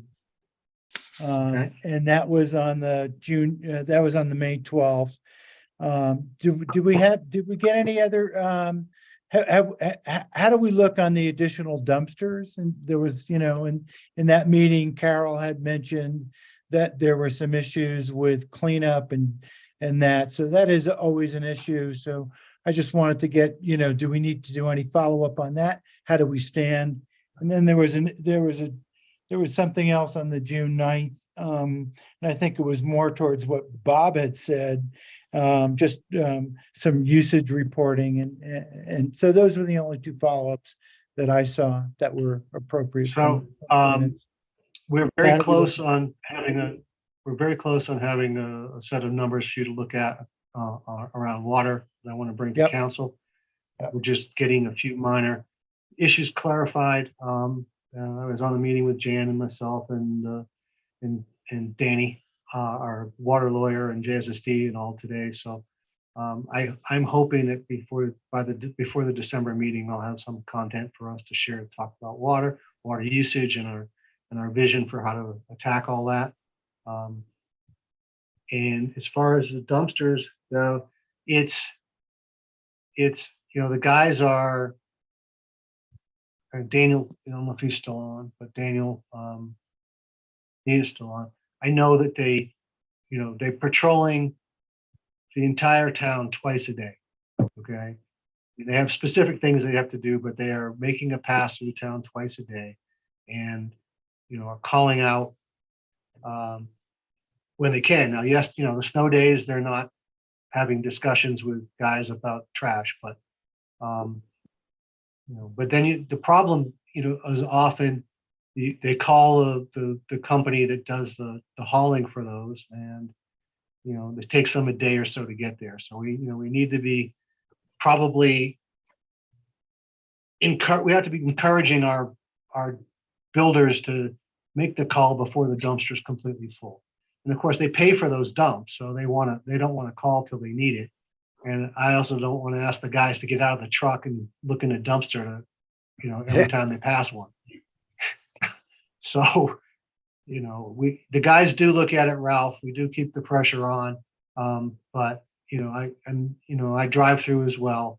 And particularly on the weekend, I notice because there is weekend work, and sometimes those guys are a little looser on the weekend because we just don't have as much coverage on the weekend. So I don't, it's going to be a continual problem until the building stops, but the guys keep pushing it. And Daniel, I'm looking for your alignment here.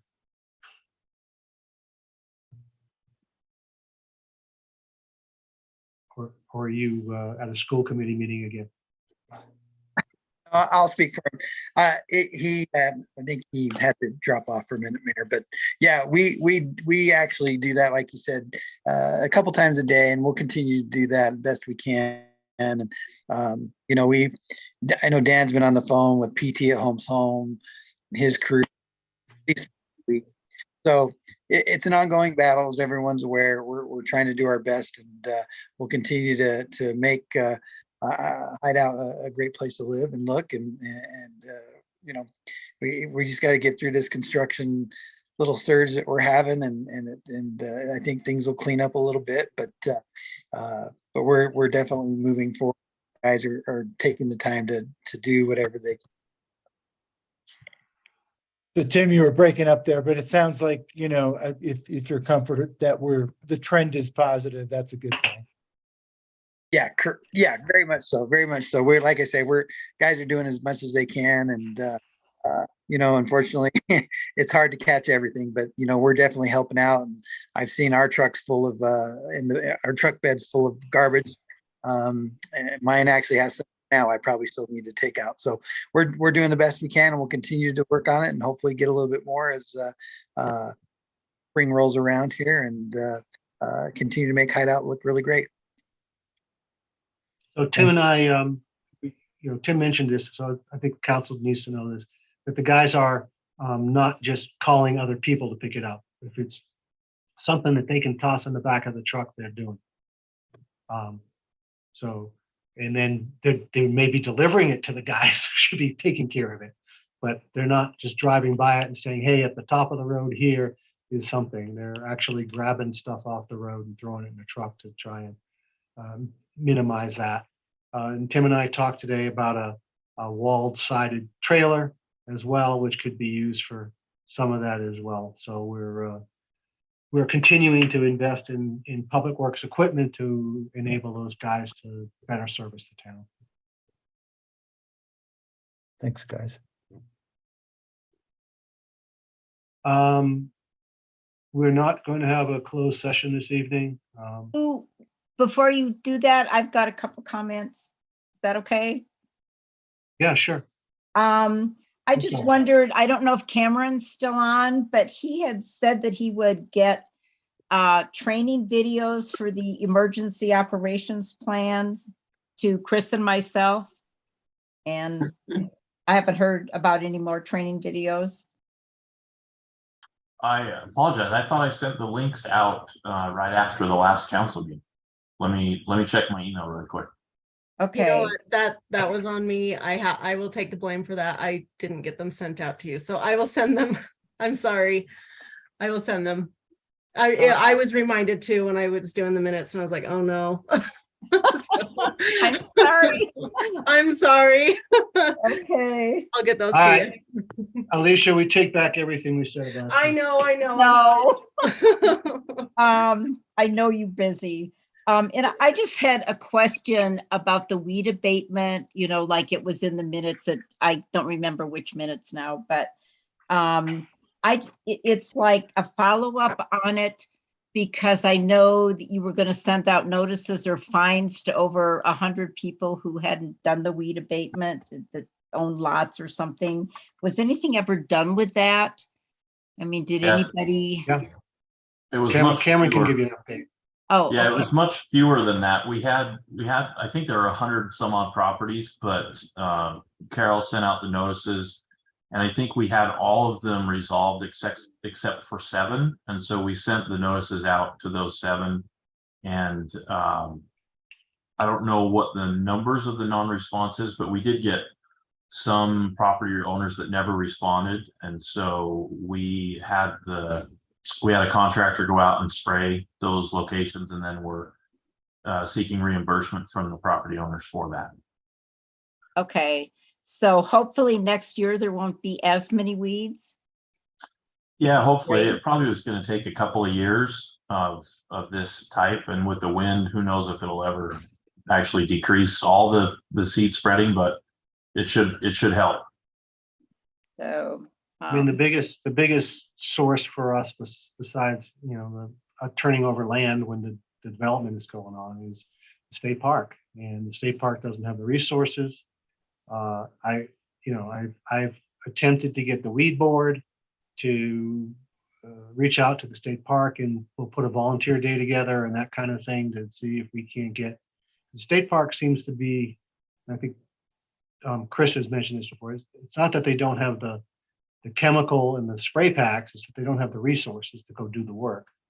And if the weed board really wants to go after this stuff, then we're going to have to, organize volunteers to go out and do the spraying at the right time to get it done, because the park can't do it all.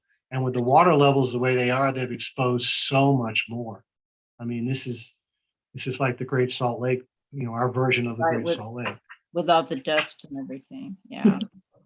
Oh, we're getting dust too. I mean, we're getting all kinds of stuff. I mean, the walk to the water at the state park is treacherous now, because you're walking through, shoulder high weeds and sticker bushes, and it's even once you get to the end of the boat ramp, it's still lousy. So yeah, it's unfortunate. I hope that we have enough of a winter that we actually get some higher water levels in the Jordanelle next season.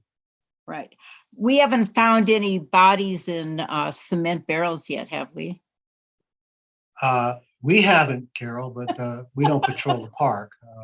I can, you know, we're going to have a sheriff's report next month in the meeting, so we can ask him then.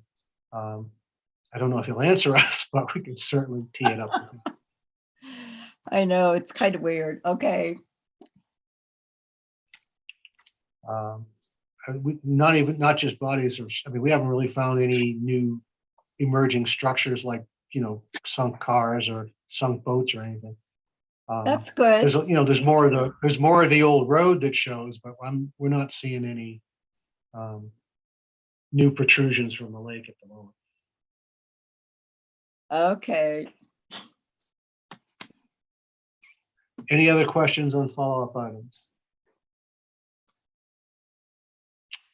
Okay, then if you are all willing, I would be interested in having a motion to close the town council meeting of November 10th, and let's